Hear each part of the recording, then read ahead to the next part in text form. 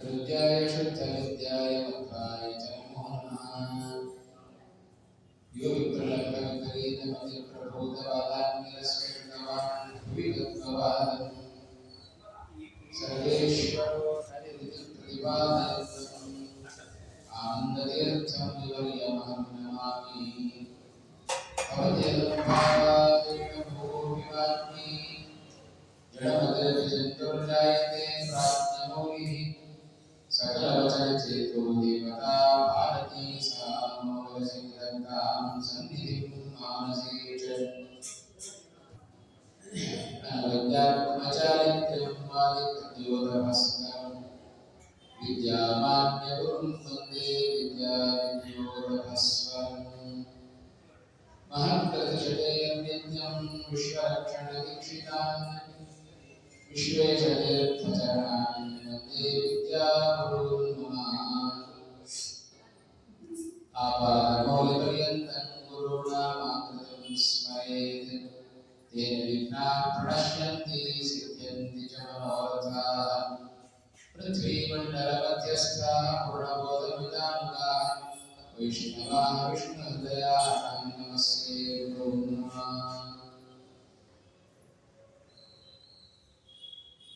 श्रीगुरुभ्यो नमः।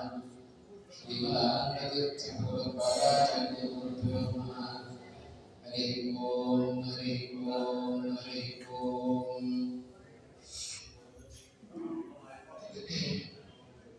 वेदव्यासमहावास विद्याधीशसतां वश मां निराशं गतक्लेशं कुर्वनाशं हरेशम्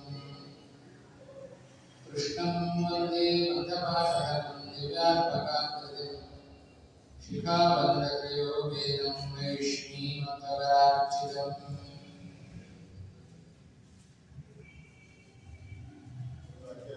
ब्रह्मानन्दवरसाक्षात्तं देवं श्रेयःपतिः आचार्याः श्रीमदाचार्याः सन्तु मे जन्मजन्मनि।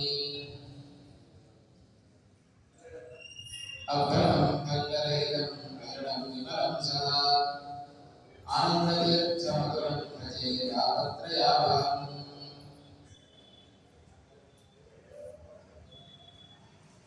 परमपूज्यराದ ಎಲ್ಲರ ಸ್ವರೂಪೋದ್ಧಾರಕರಾದ ಶ್ರೀಮದಾಚಾರ್ಯರ ಅದೃಷ್ಟವಾದ ದಿವಸ ಮಂತ್ರನವಮಿ. ಅದರ ಅಂಗವಾಗಿ ಈ ಒಂದು ನವರಾತ್ರಿಯ ಉತ್ಸವ 3ನೇ ದಿವಸದ ಈ ಕಾರ್ಯಕ್ರಮದಲ್ಲಿ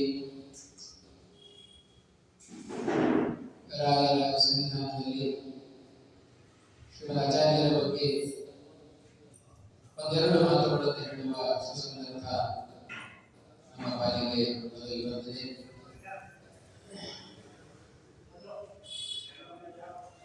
ವಾಯುದೇವರು ಭೂಲೋಕದಲ್ಲಿ ಕಲಿಯುಗದಲ್ಲಿ ಅವತಾರ ಮಾಡಿದರು. ಎಲ್ಲಾ ಕಡೆಗೂ ಕೂಡ ಅಜ್ಞಾನ ಆವರಿಸಿದೆ. ಎಲ್ಲ ದೇವತೆಗಳು ಭಗವಂತನ ಬಳಿಯಲ್ಲಿ ಪ್ರಾರ್ಥನೆಯನ್ನು ಮಾಡಿದರು. ತ್ರಿಯುಗಭೂತಿ ಅಂತ ಕರೆಸಿಕೊಳ್ಳುವ ಭಗವಂತ ಕಲಿಯುಗದಲ್ಲಿ ತಾನು ಅವತಾರವನ್ನು ಮಾಡದೆ ತನ್ನ ಪ್ರತಿನಿಧಿಯಾಗಿ ವಾಯುದೇವರನ್ನು ತಿಳಿಸಿಕೊಂಡರು. ತ್ರಿಯುಗಭೂತಿ ಅನುಭೂಷು ಬ್ರಹ್ಮಾಂಡ ವ್ಯನವತಾರ ಮನಾದಿವೃಕ್ಷು ಸರ್ವಜ್ಞಮನ್ಯ ಅನವೇಕ್ಷ್ಯ ಸಕಾರ್ಯ ವೀರ್ಯಂ ಸ್ಫೇರಾನೋ ಭುವನ ಜೀವನ ಮಾವಭಾಷೆ. ಪಂಡಿತಾಚಾರ್ಯರು ಹೇಳಿದ ಮಾತು. ಭಗವಂತ ತನ್ನ ಪ್ರತಿನಿಧಿಯಾಗಿ ಯಾವ ವ್ಯಕ್ತಿಗಳನ್ನು ಕೂಡ ಕಳುಹಿಸಿಕೊಳ್ಳದೆ ವಾಯುದೇವರ ಕಡೆಗೆ ಬೆಟ್ಟು ಮಾಡಿ ನೀವು ಹೋಗಬೇಕು ಅಂತ ಭಗವಂತ ಆದೇಶ ಮಾಡಿದ. ಆ ಭಗವಂತನ ಆದೇಶದ ಮೇಲೆ ವಾಯುದೇವರು ಭೂಮಿಯಲ್ಲಿ ಕಲಿಯುಗದಲ್ಲಿ ಮಧ್ವರಾಗಿ ಅವತಾರವನ್ನು ಮಾಡಿದರು. ಮಧ್ವರಾಗಿ ಅವತಾರವನ್ನು ಮಾಡಿದ್ದರ ಉದ್ದೇಶ 3 ಉದ್ದೇಶಗಳನ್ನು ಹೊತ್ತುಕೊಂಡು 3 ಕಾರಣಗಳಿಗೋಸ್ಕರ ವಾಯುದೇವರು ಭೂಲೋಕದಲ್ಲಿ ಕಂಡರು. ಒಂದು ಭಗವಂತನ ಆದೇಶ, ಎರಡನೆಯದು ದೇವತೆಗಳ ಪ್ರಾರ್ಥನೆ, ಮೂರನೆಯದು ಸಜ್ಜನನ ಮೇಲಿನ ಕಾರಣ. ಈ ಮೂರು ಕಾರಣಗಳಿಂದ ಶ್ರೀಮದಾಚಾರ್ಯರು ವಾಯುದೇವರು ಶ್ರೀಮದಾಚಾರ್ಯರಾಗಿ ಮಧ್ವರಾಗಿ ಕಲಿಯುಗದಲ್ಲಿ ಅವತಾರವನ್ನು ಮಾಡಿದ್ದಾರೆ. ಮಾಡಿದ ಕೆಲಸ ಎಲ್ಲರ ಸ್ವರೂಪದ ಉದ್ಧಾರಕ್ಕೆ ಕಾರಣವಾದ ಜ್ಞಾನವನ್ನು ತಂದುಕೊಂಡದ್ದು ಶ್ರೀಮದಾಚಾರ್ಯರು ಮಾಡಿದ ಮಹತ್ವ. ಅದಕ್ಕೋಸ್ಕರವೇ ಆದ ಅವತಾರ. ಆ ಅವತಾರಗಳ ಮೂಲಕ ನಾವು ಪ್ರಸಿದ್ಧವಾದ ಮಾತನ್ನು ಕೇಳಿದ್ದೇವೆ. ಪ್ರಥಮೋ ಹನುಮಾನ್ನ ದ್ವಿತೀಯೋ ವಿಮಯೇವ ಚ ಪೂರ್ಣ ಪ್ರಜ್ಞಸ್ತೃತೀಯಸ್ತು ಭಗವತ್ ಕಾರ್ಯಸಾಧಕಃ. ಭಗವಂತನ ಕಾರ್ಯವನ್ನು ಸಾಧಿಸುವ ರೂಪಗಳು ವಾಯುದೇವರ ಹನುಮ ಭೀಮವಂತ ಅವತಾರಗಳಿವೆ. ಪ್ರತಿಯೊಂದು ಅವತಾರಗಳಲ್ಲಿಯೂ ಕೂಡ ವಾಯುದೇವರು ಉತ್ತಮವಾದ ರೀತಿಯಲ್ಲಿ ಭಗವಂತನ ಕಾರ್ಯವನ್ನು ಸಾಧಿಸಿದವರು. ಹನುಮಂತನಾಗಿ ರಾಮನ ಸೇವೆ, ಭೀಮಸೇನನಾಗಿ ಕೃಷ್ಣನ ಸೇವೆ, ಮಧ್ವರಾಗಿ ವೇದವ್ಯಾಸರ ಸೇವೆ, ಹೀಗೆ ಭಗವಂತನ ಆದೇಶವನ್ನು ಚಾಚೂತಪ್ಪದಂತೆ ವಿಶೇಷವಾಗಿ ಆಚರಣೆಯನ್ನು ಮಾಡಿದವರು, ಸಾಧಿಸಿಕೊಂಡವರು ಅವರು ವಾಯುದೇವರು. ಅಂಥ ವಾಯುದೇವರು ಕಲಿಯುಗದಲ್ಲಿ ಮಧ್ವರಾಗಿ ಪೂರ್ಣೆಯದ್ದಾಗಿ ಅವತಾರವನ್ನು ಮಾಡುವುದರ ಮೂಲಕ ಎಲ್ಲ ಜೀವರ ಜ್ಞಾನವನ್ನು ಹೋಗಲಾಡಿಸಿದರು. ಅಂತೆಯೇ ಸಿದ್ಧಸ್ತು ಸಿದ್ಧಾಂತ ಮಧ್ವಸ್ಯ ಆತ್ಮಯೋಗಿ ಅಂತ ಹೇಳಿದ್ದಾರೆ. ಕಟ್ಟ ಕಡೆಯಲ್ಲಿ ಸಿದ್ಧವಾದ ಸಿದ್ಧಾಂತ ಅದು ಶ್ರೀಮದಾಚಾರ್ಯರ ಸಿದ್ಧಾಂತ. ಯಾರು ಶ್ರೀಮದಾಚಾರ್ಯರ ಸಿದ್ಧಾಂತವನ್ನು ಅನುಸರಣೆ ಮಾಡುತ್ತಾರೆಯೋ ಅವರಿಗೆ ದುಃಖವೆಂಬುದೇ ಇಲ್ಲ ಅಂತ ಹೇಳಿದರು. ನಮ್ಮ ಶಾಸ್ತ್ರ ಅಧ್ಯಯನ ಮಾಡಬೇಕಾದ ದುಃಖ ಬರಬಹುದು, ಅಯ್ಯೋ ಅಧ್ಯಯನ ಮಾಡಬೇಕಲ್ಲ ಅಂತ, ಅಥವಾ ಅರ್ಥ ಆಗದೇ ಇದ್ದಾಗ ಒಂದು ದುಃಖ ಆಗಬಹುದು. ಅರ್ಥ ಆದ ಮೇಲೆ ಅದನ್ನು ಸಿಗುವ ಆನಂದ ಅಪಾರವಾದ ಆನಂದ, ಅದನ್ನು ಕಟ್ಟಿಟ್ಟ ಬುದ್ಧಿ. ಅಂಥ ಆನಂದವನ್ನು ಕೊಡುವ ಶಾಸ್ತ್ರಗಳನ್ನು ನಮಗೆ ತಂದುಕೊಟ್ಟ ಗುರುಗಳ ಆ ಒಂದು ಸ್ಮರಣೆಯನ್ನು ಮಾಡಿಕೊಡಬೇಕಾದ್ದು ನಮ್ಮೆಲ್ಲರ ಆದ್ಯ ಕರ್ತವ್ಯ. ಹಾಗಾಗಿ ಆಚಾರ್ಯರನ್ನು ನಾವು ಹಾಗೆ ಸ್ಮರಣೆ ಮಾಡಿಕೊಳ್ಳೋದು, ಎಂತೆಂಥ ಗುಣಗಳನ್ನು ಶ್ರೀಮದ್ ಆಚಾರ್ಯರು ತಮ್ಮಲ್ಲಿ ಹೊಂದಿದ್ದಾರೆ ಅನ್ನೋದನ್ನ ಸ್ವಲ್ಪ ನಾವು ಗಮನಕ್ಕೆ ತೆಗೆದುಕೊಂಡಾಗ ಬಹಳ ಆನಂದ ಆಗುತ್ತೆ. ನಾವೆಲ್ಲ ಪ್ರಸಿದ್ಧವಾದ ಶ್ಲೋಕವನ್ನು ನಾವು ಹೇಳಿದ್ದೇವೆ. ಅಭ್ರಮಂ ಭಂಗರಹಿತಂ ಅಜಡಂ ವಿಮಲಂ ಸದಾ ಆನಂದತೀರ್ಥಂ ಅತುಲಂ ಭಜೆ ತಾಪತ್ರಯಾಪಹಂ. 7 ವಿಶೇಷಣಗಳಿಂದ ಕೂಡಿದ ಈ ಒಂದು ಶ್ಲೋಕ ಶ್ರೀಮದಾಚಾರ್ಯರ ಸ್ವರೂಪ ಇಂಥದ್ದು, ಅವರ ವ್ಯಕ್ತಿತ್ವ ಇಂಥದ್ದು, ಹೇಗೆ ನಾವು ಶ್ರೀಮದಾಚಾರ್ಯರನ್ನು ಚಿಂತನೆ ಮಾಡಬೇಕು ಅನ್ನೋದನ್ನ ಬಹಳ ಸುಂದರವಾಗಿ ಈ ಒಂದು ಶ್ಲೋಕ ನಮಗೆ ತಿಳಿಸಿಕೊಡ್ತಾ ಇದೆ. ನಾವೇನು ಮಾಡಬೇಕಾಗಿಲ್ಲ, ಶ್ರೀಮದಾಚಾರ್ಯರ ಬಗ್ಗೆ ಭಕ್ತಿ, ಶ್ರದ್ಧೆ ಇವುಗಳನ್ನು ಇಟ್ಟುಕೊಂಡು ಈ ಒಂದು ಶ್ಲೋಕವನ್ನ ಅರ್ಥ ಅನುಸಂಧಾನಪೂರ್ವಕವಾಗಿ ನಾವು ತಿಳಿದೆವು ಅಂತಾದರೆ ದೊಡ್ಡ ಕಾರ್ಯ ಅವಶ್ಯವಾಗಿ ಮಾಡಲೇಬೇಕಾಗುತ್ತದೆ. ಒಂದೊಂದೇ ವಿಶೇಷಣಗಳನ್ನು ಸ್ವಲ್ಪ ನಾವು ಬಿಡಿಸಿ ನೋಡ್ತಾ ಹೋದಾಗ ನಮಗೆ ಎಷ್ಟು ಶ್ರೀಮದಾಚಾರ್ಯರ ವ್ಯಕ್ತಿತ್ವ ಮಹತ್ವಪೂರ್ಣವಾಗಿದೆ ಅಂತ ನಾವು ತಿಳಿಯಲಿಕ್ಕೆ ಸಾಧ್ಯ ಇದೆ. ಮೊದಲನೆಯದಾಗಿ ಆ ಶ್ಲೋಕದಲ್ಲಿ ಹೇಳಿದ್ದು ಅಭ್ರಮಂ ಭಜೆ. ಭ್ರಮರಹಿತರಾದ ಶ್ರೀಮದಾಚಾರ್ಯರನ್ನು ನಾನು ಸೇವೆ ಮಾಡುತ್ತೇನೆ ಅಂತ ಚಿಂತನೆ ಮಾಡಿ. ಯಾಕೆ ಭ್ರಮರಹಿತರು? ಭ್ರಮ ಅಂತ ಹೇಳಿದ್ರೆ ಯಥಾರ್ಥ ಜ್ಞಾನ. ಯಥಾರ್ಥ ಅಂದರೆ ಯಥಾರ್ಥಕ್ಕೆ ವಿರುದ್ಧವಾದ ಜ್ಞಾನವನ್ನೇ ನಾವು ಯಥಾರ್ಥ ಜ್ಞಾನ ಅಂತ ಕರೀತೇವೆ. ವಸ್ತು ಇದ್ದ ಹಾಗೆ ನಮಗೆ ಕಂಡರೆ ಅದು ಯಥಾರ್ಥ. ವಸ್ತು ಇದೆ ಹಾಗೆ ನಮಗೆ ಜ್ಞಾನ ಬರ್ತದೆ, ಅದನ್ನು ಯಥಾರ್ಥ ಜ್ಞಾನ ಅಂತ ಕರೀತೇವೆ. ವಸ್ತು ಇರೋದು ಒಂದು ರೀತಿ, ಅದು ನಮಗೆ ಜ್ಞಾನ ಮಾಡೋದು ಮತ್ತೊಂದು ರೀತಿ. ಕತ್ತಲಲ್ಲಿ ನಮಗೆ ಹಗ್ಗ ಕಟ್ಟಿದ ಕೂಡ ನಮಗೆ ಭ್ರಮೆ. ನಾವು ಹೆದರಿದೆವು, ಓ ಇದು ಸರ್ಪ, ಆಮೇಲೆ ದೀಪ ಹಾಕಿದ ಮೇಲೆ ಗೊತ್ತು ಸರ್ಪ ಅಲ್ಲ, ಹಾವು ಹಗ್ಗ. ಹಾಗಾಗಿ ನಮಗೆ ಹಗ್ಗವನ್ನು ನೋಡಿ ಸರ್ಪ ಅಂತ ಜ್ಞಾನ ಬಂದರೆ ಅದು ಭ್ರಮೆ. ಅದನ್ನೇ ನಾವು ಯಥಾರ್ಥ ಜ್ಞಾನ ಅಂತ ಕರೀತೇವೆ. ಎದುರುಗಡೆ ಪುಸ್ತಕ ಇದೆ, ಮನುಷ್ಯರು ಪರಸ್ಪರ ನಾವು ನೋಡ್ತಾ ಇದ್ದೇವೆ. ಅವರನ್ನು ನೋಡಿದಾಗ, ವಸ್ತುವನ್ನು ನೋಡಿದಾಗ, ಪುಸ್ತಕವನ್ನು ನೋಡಿದಾಗ ಇದು ಪುಸ್ತಕ ಅಂತಲೇ ಜ್ಞಾನ ಬಂದರೆ ಅದು ಯಥಾರ್ಥ ಜ್ಞಾನ. ಅರ್ಥ ವಸ್ತು ಹೇಗಿದೆಯೋ ಅದನ್ನು ಅನುಸರಿಸಿಕೊಂಡು ಹಾಗೆಯೇ ಬರುವ ಜ್ಞಾನವನ್ನು ಯಥಾರ್ಥ ಜ್ಞಾನ ಅಂತ ಕರೀತೇವೆ. ಇಲ್ಲದೆ ಹೋದರೆ ಅದು ಭ್ರಮಾತ್ಮಕ ಜ್ಞಾನ ಆಗಿಬಿಡುತ್ತೆ, ಭ್ರಮೆ ಆಗಿಬಿಡುತ್ತೆ. ಅಂಥ ಭ್ರಮಾತ್ಮಕ ಜ್ಞಾನ ಅದು ನಮ್ಮಲ್ಲಿ ಉಂಟು. ಶ್ರೀಮದ್ ಆಚಾರ್ಯರಲ್ಲಿ ಕಿಂಚಿತ್ತೂ ಕೂಡ ಭ್ರಮೆ ಇಲ್ಲ ಅಂತ ನಾವು ಚಿಂತನೆ ಮಾಡಬೇಕು. ಯಾವ ವಿಷಯದಲ್ಲಿ ನಮಗೆ ಭ್ರಮೆ? ತುಂಬಾ ವಿಷಯಗಳಿದೆ. ಒಂದೇ ಒಂದು ನಾನು ಉದಾಹರಣೆ ಮಾಡೋದಾದರೆ, ನಮಗೆ ಪ್ರಧಾನವಾಗಿ ಭ್ರಮೆ ಇರೋದು ನಮ್ಮ ಸ್ವಾತಂತ್ರ್ಯದ ವಿಚಾರ. ಎಲ್ಲರಿಗೂ ದೊಡ್ಡ ಭ್ರಮೆ. ಎಲ್ಲರೂ ಹೇಳ್ಕೊಳ್ತಾರೆ, ನಾನು ಸ್ವತಂತ್ರ, ನಾನು ಸ್ವತಂತ್ರ. ಯಾರು ಸ್ವತಂತ್ರರು? ಸ್ವಲ್ಪ ಆಲೋಚನೆ ಮಾಡಿಕೊಂಡು ಯಾರೂ ಸ್ವತಂತ್ರರಲ್ಲ. ಯಾವ ಸಂದರ್ಭದಲ್ಲಿ ಸ್ವಾತಂತ್ರ್ಯ ಇದೆ ನಿಮಗೆ? ನಾನು ಸ್ವತಂತ್ರ ಅಂತ ನಾವು ಹೇಳ್ಕೊಳ್ತೇವಲ್ಲ, ಯಾವ ಸಂದರ್ಭದಲ್ಲಿ ಸ್ವಾತಂತ್ರ್ಯ ಉಂಟು ನಮಗೆ? ಜೀವನಿಗೆ ಇರೋದೇ ಕೆಲವು ಅವಸ್ಥೆಗಳು. ಗರ್ಭಾವಸ್ಥೆ ಇದೆ. ಜೀವ ತಾನು ಗರ್ಭದಲ್ಲಿದ್ದಾಗ ಅಲ್ಲಿಯೂ ತಾನು ಸ್ವತಂತ್ರನಲ್ಲ. ಕೈಕಾಲು ಕೂಡ ಅಲ್ಲಾಡಿಸಬೇಕಾಗುವುದಿಲ್ಲ. ಆ ಹಂತದಲ್ಲಿ ಗರ್ಭದಲ್ಲಿ ಇರುತ್ತಾನೆ. ಗರ್ಭಾವಸ್ಥೆಯಲ್ಲಿ ಸ್ವತಂತ್ರ ಅಲ್ಲ. ಗರ್ಭದಿಂದ ಹೊರಗಡೆ ಬರ್ತೇವೆ, ಶಿಶುವಾವಸ್ಥೆ ಬಂತು. ಶಿಶುವಾಗಿದ್ದಾಗ ನಮಗೆ ಸ್ವಾತಂತ್ರ್ಯ ಇಲ್ಲ. ಶಿಶುವಾಗಿದ್ದಾಗ ಮಗು ಅಳುತ್ತೆ, ತಾಯಿ ಕೊಡ್ತಾಳೆ, ಏನು ಹಸುವಾಗಿರ್ಬೇಕು ಅಂತ ಕಳ್ತಾ ಇದೆ, ಹಾಲು ಕುಡಿಸಲಿಕ್ಕೆ ಆ ಮಗುವಿಗೆ ಕೆಳಗಡೆ ಕಚ್ತಾ ಇರುತ್ತೆ, ಅದನ್ನು ಕಳ್ತಾ ಇರುತ್ತೆ. ಮಗು ಇವರು ಈ ರೀತಿ ತೆಗೆದುಕೊಂಡು ವ್ಯವಹಾರ ಮಾಡ್ತಾ ಇರ್ತಾರೆ. ಹಾಗಾಗಿ ಶೈಶವಾವಸ್ಥೆಯಲ್ಲಿ ನಮಗೆ ಸ್ವಾತಂತ್ರ್ಯ ಇಲ್ಲ. ಬಾಲ್ಯಾವಸ್ಥೆ ಬಂತು, ಆಗಲೂ ಸ್ವಾತಂತ್ರ್ಯ ಇಲ್ಲ, ತಂದೆ ತಾಯಿಗಳ ಹಿಡಿತದಲ್ಲಿರುತ್ತೇವೆ. ಯೌವನಾವಸ್ಥೆ ಬಂತು, ಆಗಲೂ ನಮ್ಮ ಹಿಡಿತದಲ್ಲಿಲ್ಲ. ಪರಸ್ಪರ ಯುವತಿಯರು ಅವರವರ ಹಿಡಿತದಲ್ಲಿರುತ್ತಾರೆ, ಅಲ್ಲಿಯೂ ಸ್ವಾತಂತ್ರ್ಯ ಇಲ್ಲ. ವೃದ್ಧಾಪ್ಯ ಬಂದರೆ ಅಂತೂ ಕೇಳೋದೇ ಬೇಡ, ಪೂರ್ಣ ಪರಾಧೀನ. ಹಾಗಾದರೆ ಇರುವ ಇಷ್ಟು ಅವಸ್ಥೆಯಲ್ಲಿ ಜೀವ ಯಾವ ಅವಸ್ಥೆಯಲ್ಲಿ ತಾನು ಸ್ವತಂತ್ರನಾಗಿದ್ದಾನೆ? ಇದನ್ನು ನಮಗೆ ಆದರೂ ನಾವು ಸ್ವತಂತ್ರ ಸ್ವತಂತ್ರ ಅಂತ ಎದುರಿಗೂ ಹೇಳಿಬಿಡುತ್ತೇವಲ್ಲ, ಇದು ಭ್ರಮೆ. ಹಾಗಾದರೆ ನಿಜವಾದ ಸ್ವಾತಂತ್ರ್ಯ ಇರೋದು ಎಲ್ಲಿ? ಯಾರಲ್ಲಿ? ಭಗವಂತನಲ್ಲಿ ಸ್ವಾತಂತ್ರ್ಯ ಇದೆ. ಪರಿಪೂರ್ಣವಾದ ಸ್ವಾತಂತ್ರ್ಯ ಅದು ಭಗವಂತನಲ್ಲಿ ಇದೆ. ಆ ಭಗವಂತನಲ್ಲಿರುವ ಸ್ವಾತಂತ್ರ್ಯವೆಂಬ ಗುಣವನ್ನ ನಾವು ನಮ್ಮಲ್ಲಿ ಬಲವಂತವಾಗಿ ಹೇರಿಕೊಳ್ತಾ ಇದ್ದೇವೆ. ಭಗವಂತನಲ್ಲಿರುವ ಗುಣವನ್ನ ನಮ್ಮಲ್ಲಿ ಇಲ್ಲದೇ ಇರುವ ಗುಣವನ್ನ ನಾವು ಇದೇ ಅಂತ ತೆಗೆದುಕೊಂಡ್ರೆ ಅದು ಭ್ರಮ ಅಲ್ಲದೆ ಮತ್ತೆ. ಇಲ್ಲದೇ ಇರತಕ್ಕಂತಹ ಸಹಭಾವನ ನಾವು ಆಗುವುದು ತಿಳಿದುಕೊಂಡರೆ ಅದು ಭ್ರಮೆಯೇನು. ನಮ್ಮಲ್ಲಿ ಇಲ್ಲದ ಗುಣ ಅದು ಸ್ವತಂತ್ರ ಸ್ವಾತಂತ್ರ್ಯ ನಮ್ಮಲ್ಲಿ ಇಲ್ಲ. ಇಲ್ಲದೇ ಇರೋದು ನಮ್ಮಲ್ಲಿ ಇದೇ ಅಂತ ತಿಳಿದುಕೊಳ್ಳುತ್ತೇವಲ್ಲ, ಅದು ದೊಡ್ಡ ಭ್ರಮೆ. ಇದು ನಮ್ಮಲ್ಲಿರುವ ಭ್ರಮೆ. ನಮಗೆ ಇನ್ನೊಂದು ದೊಡ್ಡ ಭ್ರಮೆ ಇದೆ. ಜಗತ್ತಿಗೆ ಎಲ್ಲವನ್ನ ನನ್ನ ಮನೆಗೆ ನಾನೇ ದೊಡ್ಡವ, ನಾನಿದ್ರೇನೇ ನನ್ನ ಮನೆ ನಡೆಯುವುದು. ಗಂಡ ತಿಳಿದುಕೊಳ್ತಾನೆ, ನಾನು ಹೊರಗೆ ಬಿಡುದು ಬಂದ್ರೇನೆ ಮನೆಯಲ್ಲಿ ಇರುವವರೆಲ್ಲ ಊಟ ಮಾಡುತ್ತಾರೆ ಅಂತ.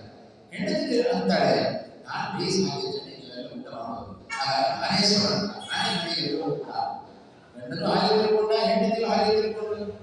ಗಂಡ ಸತ್ರು ಹೆಂಡತಿ ಸತ್ರು ಜಗತ್ತು ಮಾತ್ರ ನಿಲ್ಲುವುದಿಲ್ಲ, ಮಕ್ಕಳು ತಂಪಾಡಿ ತಾವು ಬೆಳೀತಲೇ ಇರ್ತಾರೆ. ಹಾಗಾಗಿ ಎಲ್ಲರೂ ನನ್ನಿಂದಲೇ ಆಗೋದು ಅನ್ನುವ ಭ್ರಮೆ ನನ್ನಲ್ಲಿ ಉಂಟು. ಆದರೆ ಯಾವ ನಮ್ಮಿಂದ ಆಗೋದು ನಿಜವಾದ ಸತ್ಯ. ಶ್ರೀಮದ್ ಆಚಾರ್ಯರೇ ಹೇಳುವಂತೆ ಸ್ವತಂತ್ರರು ಭಗವಾನ್ ವಿಷ್ಣು. ಯಾರ ಲೋಕದಲ್ಲಿ ಸ್ವತಂತ್ರ? ಭಗವಂತ ಬಿಟ್ಟು ಮತ್ತೆ ಯಾವ ಸ್ವತಂತ್ರ ಅಲ್ಲ. ಯಾಕಂದ್ರೆ ಪ್ರಸಿದ್ಧವಾದ ಒಂದು ಮಾತಿದೆ, ತೇನ ದೃಢವಿನ ಜಗತ್. ಭಗವಂತನ ಇಚ್ಛೆ ಇಲ್ಲದಿದ್ದರೆ ಒಂದು ಸಣ್ಣ ಹುಲ್ ಕಟ್ಟಿಟ್ಟು ಅಲ್ಲಾಡಕ್ಕೆ ಸಾಧ್ಯ ಇಲ್ಲ ಅಂತ ಆದಮೇಲೆ ಎಷ್ಟರ ಮಟ್ಟಿಗೆ ಇವತ್ತು ಲೋಕ ಅದು ಸ್ವತಂತ್ರರಾಗಲಿಕ್ಕೆ ಸಾಧ್ಯತೆ ಇದೆ. ಹಾಗಾಗಿ ಸರ್ವಥಾ ಸ್ವಾತಂತ್ರ್ಯ ಅದು ಜೀವನದಲ್ಲಿಲ್ಲ, ಪರಮ ಸ್ವತಂತ್ರ ಅದು ಭಗವಂತ. ಈ ಅರಿವು ನಮಗಿಲ್ಲ, ವಾಯುದೇವರಿಗಿದೆ. ಆದ್ದರಿಂದ ಅವರು ಆ ಭ್ರಮರಹಿತ ಉತ್ತರ. ನಮ್ಮ ಬೇಕಾದ ವಿಷಯಗಳಲ್ಲಿ ಭ್ರಮೆ ಇದೆ, ಆದರೆ ಆ ವಿಷಯದಲ್ಲಿ ಕೂಡ ಭ್ರಮೆ ಇಲ್ಲದ ವ್ಯಕ್ತಿಗಳು ಅವಶ್ಯಕ. ಸ್ವಾತಂತ್ರ್ಯದ ವಿಚಾರದಲ್ಲಿ ಭ್ರಮೆ ಇಲ್ಲ. ಅವರು ತಿಳ್ಕೊಳ್ತಾರೆ, ಶ್ರೀಮದ್ ಆಚಾರ್ಯರು, ನಾನು ಸ್ವತಂತ್ರನಲ್ಲ, ಇಡೀ ಜಗತ್ತನ್ನು ನಿರ್ವಹಣೆ ಮಾಡುವ ವಾಯುದೇವರಾದರೂ ಆ ವಾಯುದೇವರಿಗೂ ಪ್ರೇರಕನಾದ ಭಗವಂತ. ಅವರಿಗೆ ಗೊತ್ತಿದೆ ಚೆನ್ನಾಗಿ, ಆದರೆ ನಮಗೆ ಗೊತ್ತಿಲ್ಲ. ಭಗವಂತನ ಗುಣವನ್ನ ನಾವು ಸರಿಯಾಗಿ ಅರ್ಥ ಮಾಡಿಕೊಳ್ಳದೆ ಅವನಲ್ಲಿರುವ ಗುಣವನ್ನ ನಮ್ಮಲ್ಲಿ ಇದೆ ಅಂತ ಬಲವಂತವಾಗಿ ನಾವು ತಿಳ್ಕೊಳ್ತೇವಲ್ಲ, ನಾವು ಭ್ರಮರು. ಶ್ರೀಮದ್ ಆಚಾರ್ಯರು ಆ ಭ್ರಮರು. ಭ್ರಮ ಜ್ಞಾನ, ಭ್ರಾಂತಿ ಜ್ಞಾನ, ಯಥಾರ್ಥ ಜ್ಞಾನ ಶ್ರೀಮದ್ ಆಚಾರ್ಯರಿಗೆ ಸರ್ವಥಾ ಇದೆ. ಭಗವಂತ ಹೇಗಿದ್ದಾನೋ ಹಾಗೆ ಬದುಕೊಳ್ಳುವವರು ಶ್ರೀಮದ್ ಆಚಾರ್ಯರು. ಅನಂತ ಗುಣ ಪರಿಪೂರ್ಣ, ಸಕಲ ದೋಷ ದೂರ, ಸರ್ವತ್ರ ಸ್ವತಂತ್ರ, ಇದೆಲ್ಲ ಭಗವಂತನ ಗುಣಗಳು. ಇದೆಲ್ಲ ಶ್ರೀಮದಾಚಾರ್ಯರು ಯಥಾರ್ಥವಾಗಿದೆ, ನಮಗೆ ಯಥಾರ್ಥವಾಗಿದೆ. ನಮಗೆ ಶ್ರೀಮದಾಚಾರ್ಯರ ಜ್ಞಾನವನ್ನು ಅರ್ಥ ಮಾಡಿಕೊಳ್ಳಿಕ್ಕೆ ಆಗುವುದಿಲ್ಲ, ಭಗವಂತನನ್ನು ನಾವು ಅರ್ಥ ಮಾಡಿಕೊಳ್ಳಿಕ್ಕೆ ಆಗುವುದಿಲ್ಲ. ಇದು ನಮಗೆ ಪರಮಾತ್ಮನ ಜ್ಞಾನ. ಇನ್ನೊಂದು ಭ್ರಮೆ ಇದೆ. ಯಾವುದು? ಈ ಭ್ರಮ ಬರದೆ ನಮಗೆ ಶ್ರೀಮದಾಚಾರ್ಯರ ಭ್ರಮೆ ಇಲ್ಲ. ಯಾಕೆ ಅಂತ ಹೇಳಿದ್ರೆ, ಈ ಭ್ರಮೆ ಅದು ಅಜ್ಞಾನದ ಕಾರ್ಯ. ಯಾರಲ್ಲಿ ಅಜ್ಞಾನ ಉಂಟೋ ಅವರಿಗೆ ಭ್ರಮೆ ಬರುತ್ತದೆ, ಯಾರಲ್ಲಿ ಅಜ್ಞಾನ ಇಲ್ಲವೋ ಅವರಿಗೆ ಭ್ರಮೆ ಬರಲಿಕ್ಕೆ ಸರ್ವತ್ರ ಸಾಧ್ಯ. ನಮಗೆ ಅಜ್ಞಾನ ಇದೆ, ಎಲ್ಲದರ ಬಗ್ಗೆ ನಮಗೆ ಅಜ್ಞಾನ ಉಂಟು. ಎಷ್ಟು ಜ್ಞಾನ ನಮಗೆ? ಈ 4 ಗೋಡೆಗಳ ಮಧ್ಯದಲ್ಲಿ ಎಷ್ಟು ನಡೆಯುತ್ತೋ, ಏನು ಕಾಣುತ್ತೋ ಅಷ್ಟೇ ಜ್ಞಾನ ನಮಗೆ ಬರುತ್ತೆ. ಹೊರಗಡೆ ಯಾರು ಓಡಾಡ್ತಾ ಇದ್ದಾರೆ, ಯಾರು ಬರ್ತಾ ಇದ್ದಾರೆ, ಯಾರು ಹೋಗ್ತಾ ಇದ್ದಾರೆ, ಏನ್ ಮಾಡ್ತಾ ಇದ್ದಾರೆ ಏನು ಗೊತ್ತಾಗುವುದು. ಯಾಕೆಂದ್ರೆ ನಮ್ಮ ಜ್ಞಾನ ಸೀಮಿತವಾದ ಜ್ಞಾನ. ಆದರೆ ವಾಯುದೇವರ ಜ್ಞಾನ ಹಾಗೆ, ವಾಯುದೇವರು ಸರ್ವಜ್ಞರಾಗಿದ್ದಾರೆ, ಎಲ್ಲವನ್ನೂ ತಿಳಿದಿದ್ದಾರೆ. ಹಾಗಾಗಿ ಅವರಿಗೆ ಅಜ್ಞಾನದ ದೇಶವೂ ಇಲ್ಲ, ಅಜ್ಞಾನದ ಕಾರ್ಯವಾದ ಭ್ರಮೆ. ಕಾರಣ ಇದ್ದರೆ ಕಾರ್ಯ, ಕಾರಣವೇ ಇಲ್ಲದವರೆ ಕಾರ್ಯ ಸುಂದರವಾಗಿ ಸಾಧ್ಯ. ಒಬ್ಬ ಕುಂಬಾರ ಮಡಿಕೆ ಮಾಡಿದ್ದಾನೆ, ಮಡಿಕೆ ಮಾಡಬೇಕಾದಕ್ಕೆ ಬೇಕಾದ ಪ್ರಧಾನವಾದ ಕಾರಣ ಮಣ್ಣು ಬೇಕು. ಮಣ್ಣೆ ಇಲ್ಲ ಅಂತ ಅದರ ಮಡಿಕೆ ಹೇಗೆ ಮಾಡಲಿಕ್ಕೆ ಸಾಧ್ಯ? ಕಾರಣ ಇದ್ರೆ ಕಾರ್ಯ ಆಗುತ್ತೆ, ಇಲ್ಲದೆ ಆಗುವುದಿಲ್ಲ. ಆ ನಮಗೆ ಬರುವ ಭ್ರಮೆಗೆ ಕಾರಣ ಅದು ಅಜ್ಞಾನ. ನಮ್ಮಲ್ಲಿ ಅಜ್ಞಾನ ಇದೆ, ಹಾಗಾಗಿ ನಮಗೆ ಭ್ರಮೆ ಬರುತ್ತೆ, ಎಲ್ಲ ವಿಷಯಕ್ಕೂ ನಮಗೆ ಭ್ರಾಂತರಾಗಿದೆ. ಆದರೆ ವಾಯುದೇವರಿಗೆ ಶ್ರೀಮದಾಚಾರ್ಯರಿಗೆ ಯಾವ ವಿಷಯದಲ್ಲಿ ಕೂಡ ಅಜ್ಞಾನ ಇಲ್ಲ. ಆದ್ದರಿಂದ ಯಾವ ವಿಷಯಕ್ಕೂ ಭ್ರಮ ಸಹಿತರಲ್ಲ, ಭ್ರಮ ರಹಿತರು. ಆದ್ದರಿಂದ ಅಭ್ರಮಂ ಎಂಬುದಾಗಿ ಶ್ರೀಮದಾಚಾರ್ಯರನ್ನ ಭ್ರಾಂತಿ ರಹಿತರಾದ ಶ್ರೀಮದಾಚಾರ್ಯರನ್ನ ನಾವು ಸೇವೆ ಮಾಡುತ್ತೇನೆ ಅಂತ ಅನುಸಂಧಾನ ಮಾಡಬೇಕು. ಅಭ್ರಮಂ ಭಂಗರಹಿತ. ಭಂಗ ಶಬ್ದಕ್ಕೆ ಭಂಗ ಬರೋದಿಲ್ಲ ಅಂತ ನಾವು ಹೇಳಿದ್ದೇವೆ. ಏನೇ ಕೆಲಸ ಮಾಡಿದ್ರು ಯಾವ ಭಂಗವಿಲ್ಲದೆ ಕರ್ಮವನ್ನು ಮಾಡುವುದು. ಅನೇಕ ಅರ್ಥಗಳನ್ನು ಒಳಗೊಂಡ ಶಬ್ದ, ಪ್ರಸಕ್ತ ಒಂದು ಅರ್ಥವನ್ನು ನಾವು ಇಟ್ಟುಕೊಂಡು ನಾವು ಶ್ರೀಮದಾಚಾರ್ಯರನ್ನು ಚಿಂತನೆ ಮಾಡ್ತಾ ಹೋದರೆ ಬಾಣ ಸ್ವರಸ ಭಂಗ ಬರುವುದಿಲ್ಲ. ಯಾವ ಕೆಲಸಕ್ಕೂ ಕೂಡ ಭಂಗ ಬರುವುದಿಲ್ಲ, ಭಂಗ ಉಂಟಾಗುವುದಿಲ್ಲ ಯಾವ ಕೆಲಸವೂ ಕೂಡ. ಯಾಕೆ? ನಮ್ಮಲ್ಲಿ ಒಂದು ಮಾತಿದೆ, ಶ್ರೇಯಾಂಸಿ ಬಹುವಿಜ್ಞಾನಿ ಅಂತ. ಒಳ್ಳೆ ಕೆಲಸ ಮಾಡಬೇಕಾದ್ರೆ ನಮಗೆ ಎಲ್ಲ ವಿಘ್ನಗಳು ಬರ್ತಾರೆ. ಸಾಯಂಕಾಲದ ಹೊತ್ತೇ ಉಪನ್ಯಾಸಕ್ಕೆ ಹೋಗುವ ಹೊತ್ತಿಗೆ ಯಾರಾದರೂ ಮನೆಗೆ ಬರ್ತಾರೆ, ಆದರೆ ಆ ಹೊತ್ತಿಗೆ ನಮಗೆ ಏನಾದರೂ ಕೆಲಸಗಳು ಬರ್ತಾರೆ. ಹಾಗಾಗಿ ನಾವು ಒಳ್ಳೆ ಕೆಲಸಕ್ಕೆ ಹೋಗಿದ್ದಾಗುವುದಿಲ್ಲ. ಎಲ್ಲಾದರೂ ತೀರ್ಥಕ್ಷೇತ್ರಕ್ಕೆ ಹೋಗೋಣ ಅಂದರೆ ನಮಗೆ ವಿಘ್ನ, ಬೇರೆ ಎಲ್ಲಾದರೂ ತಿರುಗಿ ಹೋಗೋಣ ಅಂದರೆ ನಮಗೆ ವಿಘ್ನ ಬರೋದು. ಒಳ್ಳೆ ಕೆಲಸ ಮಾಡಬೇಕಾದ್ರೆ ನಮಗೆ ಹೆಚ್ಚು ವಿಘ್ನ ಬರ್ತಾರೆ. ಆದರೆ ಶ್ರೀಮದಾಚಾರ್ಯರಿಗೆ ಮಾತ್ರ ಯಾವ ಹಂತದಲ್ಲಿ ವಿಘ್ನ ಸಾಧ್ಯ. ವಿಘ್ನ ರಹಿತರು, ಭಯ ರಹಿತರು, ಭಂಗ ರಹಿತರು ಶ್ರೀಮದಾಚಾರ್ಯರು. ಹಾಗಾಗಿ ಯಾವ ಕೆಲಸದಲ್ಲಿಯೂ ಕೂಡ ವಿಘ್ನ ಬರೋದಿಲ್ಲ ಅಂತ ಹೇಳಿದರೆ ಅವರು ಮಾಡಿದ ದೊಡ್ಡ ಕೆಲಸ ಒಂದು ಕ್ಷಣವೂ ಕೂಡ ಭಗವಂತನನ್ನ ಮರೆಯುವ ಸ್ವಭಾವ ಅದು ಶ್ರೀಮದಾಚಾರ್ಯರ ಸ್ವಭಾವ ಅಲ್ಲ. ನಿರಂತರ ಭಗವಂತನ ಸ್ಮರಣೆಯಲ್ಲಿ ಇರುವವರು ಶ್ರೀಮದಾಚಾರ್ಯರು. ಹಾಗಾಗಿ ಅವರಿಗೆ ಯಾವ ಕೆಲಸಕ್ಕೂ ಕೂಡ ಭಂಗ ಬರೋದು. ನಿರ್ವಿಘ್ನವಾಗಿ ಎಲ್ಲವನ್ನು ಕೂಡ ಸಾಧಿಸಿಬಿಟ್ಟಿದ್ದಾರೆ ಶ್ರೀಮದಾಚಾರ್ಯರು. ಒಂದು ವಿಚಿತ್ರ ನೋಡಿ, ವಾದಿರಾಜರು ಹೇಳುವ ಸಣ್ಣ ಸೂಚನೆ ಕೊಡ್ತಾರೆ. ವಸುದೇವ ದೇವಕಿಯರ ಮಗನಾಗಿ ಕೃಷ್ಣ ಪರಮಾತ್ಮ ತಾನು ಅವತಾರ ಮಾಡಿ ಚತುರ್ಭುಜನಾಗಿ ಪಿತಾಂಬರವನ್ನು ತೊಟ್ಟು ಸಕಲ ಆಭರಣಗಳಿಂದ ಭೂಷಿತನಾಗಿ ಭಗವಂತ ಕೃಷ್ಣನಾಗಿ ವಸುದೇವ ದೇವಕಿಯರ ಮುಂದೆ ಬಂದು ನಿಂತಾಗ ಇಬ್ಬರೂ ದಂಪತಿಗಳು ಕೈ ಮುಗಿದು ಕೃಷ್ಣನನ್ನು ಸ್ತೋತ್ರ ಮಾಡಿದರು. ಮರುಕ್ಷಣದಲ್ಲಿ ದೇವಕಿ ಹೇಳ್ತಾಳೆ, ಕೃಷ್ಣ ಹೀಗೆ ಬಿಟ್ಟರೆ ಕಂಸ ನಿನ್ನನ್ನು ಹೋಗಿಬಿಡುತ್ತಾನೆ, ಶಿಶುವಾಗುವಂತ. ಸರ್ವೋತ್ತಮ ಜಗದೀಶ್ವರ ಸುಮಂತ್ರಾಂತ ಸ್ತೋತ್ರ ಮಾಡಿದ ದೇವರಿಗೆ ಮರುಕ್ಷಣದಲ್ಲಿ ಭಗವಂತನ ಮೋಹಕ್ಕೆ ಒಳಗಾಗಿ ಸಣ್ಣ ಶಿಶುವಾಗುವುದಕ್ಕೆ ಕಂಸನನ್ನು ಕೊಂದುಬಿಡುತ್ತಾನೆ ಅಂತ ಹೇಳಿದ್ದಾರೆ. ಎಂಥ ಮಾಯೆ! ಭಗವಂತನ ಮೋಹ ಎಲ್ಲರನ್ನೂ ಆವರಿಸಿಬಿಡುತ್ತೆ, ಯಾರೂ ಅದಕ್ಕೆ ಬರಲ್ಲ. ಆಗ ಕೃಷ್ಣವನ್ನು ಮಾತು ಹೇಳ್ತಾನೆ, ನೀವು ಹೇಳಿದಾಗ ನಾನು ಹೇಳಬೇಕು ಅಂತ, ಆದರೆ ನಾನು ಹೇಳಿದಾಗ ನೀವು ಹೇಳಬೇಕು. ವಸುದೇವನಿಗೆ ಹೇಳಿದ ಕೃಷ್ಣ, ಈ ಮಧುರಾ ಪಟ್ಟಣದ ಕಾರಾಗೃಹದಲ್ಲಿರುವ ನನ್ನನ್ನು ತೆಗೆದುಕೊಂಡು ಹೋಗಿ ನಂದಗೋಕುಲದಲ್ಲಿ ಇಡುವುದು, ನಂದಗೋಕುಲದಲ್ಲಿ ಹುಟ್ಟಿದ ಆ ಹೆಣ್ಣು ಮಗುವನ್ನು ತೆಗೆದುಕೊಂಡು ಬಂದು ಇಲ್ಲಿ ಇಡುವುದು. ಆಯಿತು ಅಂತ ಒಪ್ಪಿಕೊಡ. ವಸುದೇವ ಆ ಕೃಷ್ಣನ ತಲೆಯ ಮೇಲೆ ಹೊತ್ತುಕೊಂಡು ನಡೀತಾ ಇದ್ದಾನೆ. ಕಂಸ ಕಬ್ಬಿಣದ ಸರಪಳಿಗಳಿಂದ ವಸುದೇವನನ್ನು ಬಂಧಿಸಿದ್ದಾನೆ. ಎಲ್ಲ ಸರಪಳಿಗಳು ಕಳಚಿಬಿತ್ತು. ಹೊರಗಡೆ ಬೇಕಾದ ರಾಕ್ಷಸರನ್ನ ಕಾಮಕಾಯಿ ಇಟ್ಟಿದ್ದಾನೆ. ಎಲ್ಲ ನಿದ್ದೆ ಹೋದರು. ಹೊರಗಡೆ ಹೋದ, ಜೋರಾಗಿ ಮಳೆ ಬರ್ತಾ ಇದೆ. ಶೇಷದೇವರು ಕೊಳೆಯಾಗಿ ಬಂದರು. ರಕ್ಷಣೆ ಸಿಕ್ಕಿತು. ಯಮನೆ ಭೋಗದಲ್ಲಿ ಹೊಡಿತಾ ಇದ್ದಾಳೆ. ಮೊಣಕಾಲಿನ ತನಕ ಆಗಿ ಬಿಡುತ್ತೆ ನೀರು. ಯಾವ ವಿಘ್ನಗಳು ಇಲ್ಲದಂತೆ ನಂದಗೋಪುರಕ್ಕೆ ಹೋದ. ಕೃಷ್ಣ ಹೇಳಿದಂತೆ ಅಲ್ಲಿ ಮಲಗಿಸಿ ಆ ಎಲ್ಲರಿಗೂ ಹೆಣ್ಣು ಮಕ್ಕಳನ್ನು ತೆಗೆದುಕೊಂಡು ಬಂದು ಮತ್ತೆ ಮಥುರಾಪಟ್ಟಣದ ಕಾರಾಗೃಹದಲ್ಲಿ ಇಟ್ಟ. ಮತ್ತೆ ಬಂಧಿತನಾದ ವಸುದೇವ. ಒಂದು ಕ್ಷಣ ಯಾವ ವಿಘ್ನಗಳು ಬಾರದಂತೆ, ಎಲ್ಲಿಯೂ ತನ್ನ ಕೆಲಸಕ್ಕೆ ಭಂಗ ಬರದಂತೆ ವಸುದೇವ ತಾನು ಎಲ್ಲ ಕೆಲಸವನ್ನು ಮಾಡಿಕೊಂಡು ಬಂದ. ಯಾಕೆ? ವಾದರಾಜರ ಒಂದು ಕಾರಣವನ್ನು ಕೊಟ್ಟು, ಕರಸ್ಥ ದೇವಸ್ಯ ಕುತೋತ್ತರಾಯ. ವಸುದೇವನಿಗೆ ಎಲ್ಲಿಂದ ಬರಬೇಕು ಕೆಲಸಕ್ಕೆ ವಿಘ್ನ? ಯಾಕೆಂದ್ರೆ ತನ್ನ ಕೈಯಲ್ಲಿ ಸಾಕ್ಷಾತ್ತಾಗಿ ಕೃಷ್ಣ ಪರಮಾತ್ಮನನ್ನ ಹಿಡಿದು ಹೊರಟ ಆ ವಸುದೇವನಿಗೆ ಎಲ್ಲಿಯೂ ವಿಘ್ನ ಬರಲಿಲ್ಲ. ಯಾಕೆಂದ್ರೆ ತನ್ನ ಕೈಯಲ್ಲಿ ಆ ಕೃಷ್ಣನನ್ನ ಹಿಡಿದು ಹೊರಟಿದ್ದಾನೆ. ಆದ್ದರಿಂದ ಅವನಿಗೆ ಎಲ್ಲಿಯೂ ಕೂಡ ತಂದು ಬರಲಿಲ್ಲ. ವಿಘ್ನಗಳು ಉಂಟಾಗಲಿಲ್ಲ. ವಸುದೇವನಿಗೆ ಈ ಸ್ಥಿತಿ ಇರಬೇಕಾದರೆ ಇದು ಶ್ರೀಮದ್ ಆಚಾರ್ಯರಿಗೆ ಯಾವುದಾದ್ರೂ ಒಂದು ಕೆಲಸಕ್ಕೆ ಬರುವುದು. ಯಾಕೆಂದರೆ ಶ್ರೀಮದ್ ಆಚಾರ್ಯರು ಉಪನಿಷತ್ ಭಾಷ್ಯದಲ್ಲಿ ಒಂದು ಮಾತನ್ನು ಹೇಳ್ತಾರೆ. ಪ್ರಧಾನ ಧಾಮ ವಿಷ್ಣೋಸ್ತು ಪ್ರಾಣೇವ ಪ್ರಕೀರ್ತಿತಃ. ಭಗವಂತನ ಪ್ರಧಾನ ಧಾಮ ಯಾವುದಪ್ಪ ಅಂತ ಹೇಳಿದ್ರೆ ಅದು ಪ್ರಾಣದೇವರ ಶರೀರ. ವೈಕುಂಠವನ್ನು ಬಿಟ್ಟು ಅವರಲ್ಲಿ ಯಾರು ಭಗವಂತ ಹೋಗಬಹುದು ಇಲ್ಲ. ಆ ಪ್ರಾಣದೇವರ ಶರೀರ ಎಲ್ಲಿಯೂ ಹೋಗುವುದಿಲ್ಲ ಭಗವಂತ. ಯಾಕೆ? ಕಿಂಚಿತ್ತೂ ಅಜ್ಞಾನವಿಲ್ಲದ ಅಸುರಾವೇಶವಿಲ್ಲದ ದೇಹ ಅಂತ ಅದಕ್ಕೆ ಆಚಾರ್ಯ ಹೇಳುವಾಗ ಉಪಾಯ ಜಾಣೀಯ ಪ್ರಾಣಸ್ಥಂ ಪರಮೇಶ್ವರ. ಪ್ರಾಣದಲ್ಲಿರುವ ಪರಮೇಶ್ವರನನ್ನು ಯಾರು ತಿಳಿಯಲಿಕ್ಕೆ ಪ್ರಯತ್ನವನ್ನು ಮಾಡುತ್ತಾರೆಯೋ ಅಂಥವರಿಗೆ ನಾನು ಸಿಗುತ್ತೇನೆ ಅಂತ ಭಗವಂತ.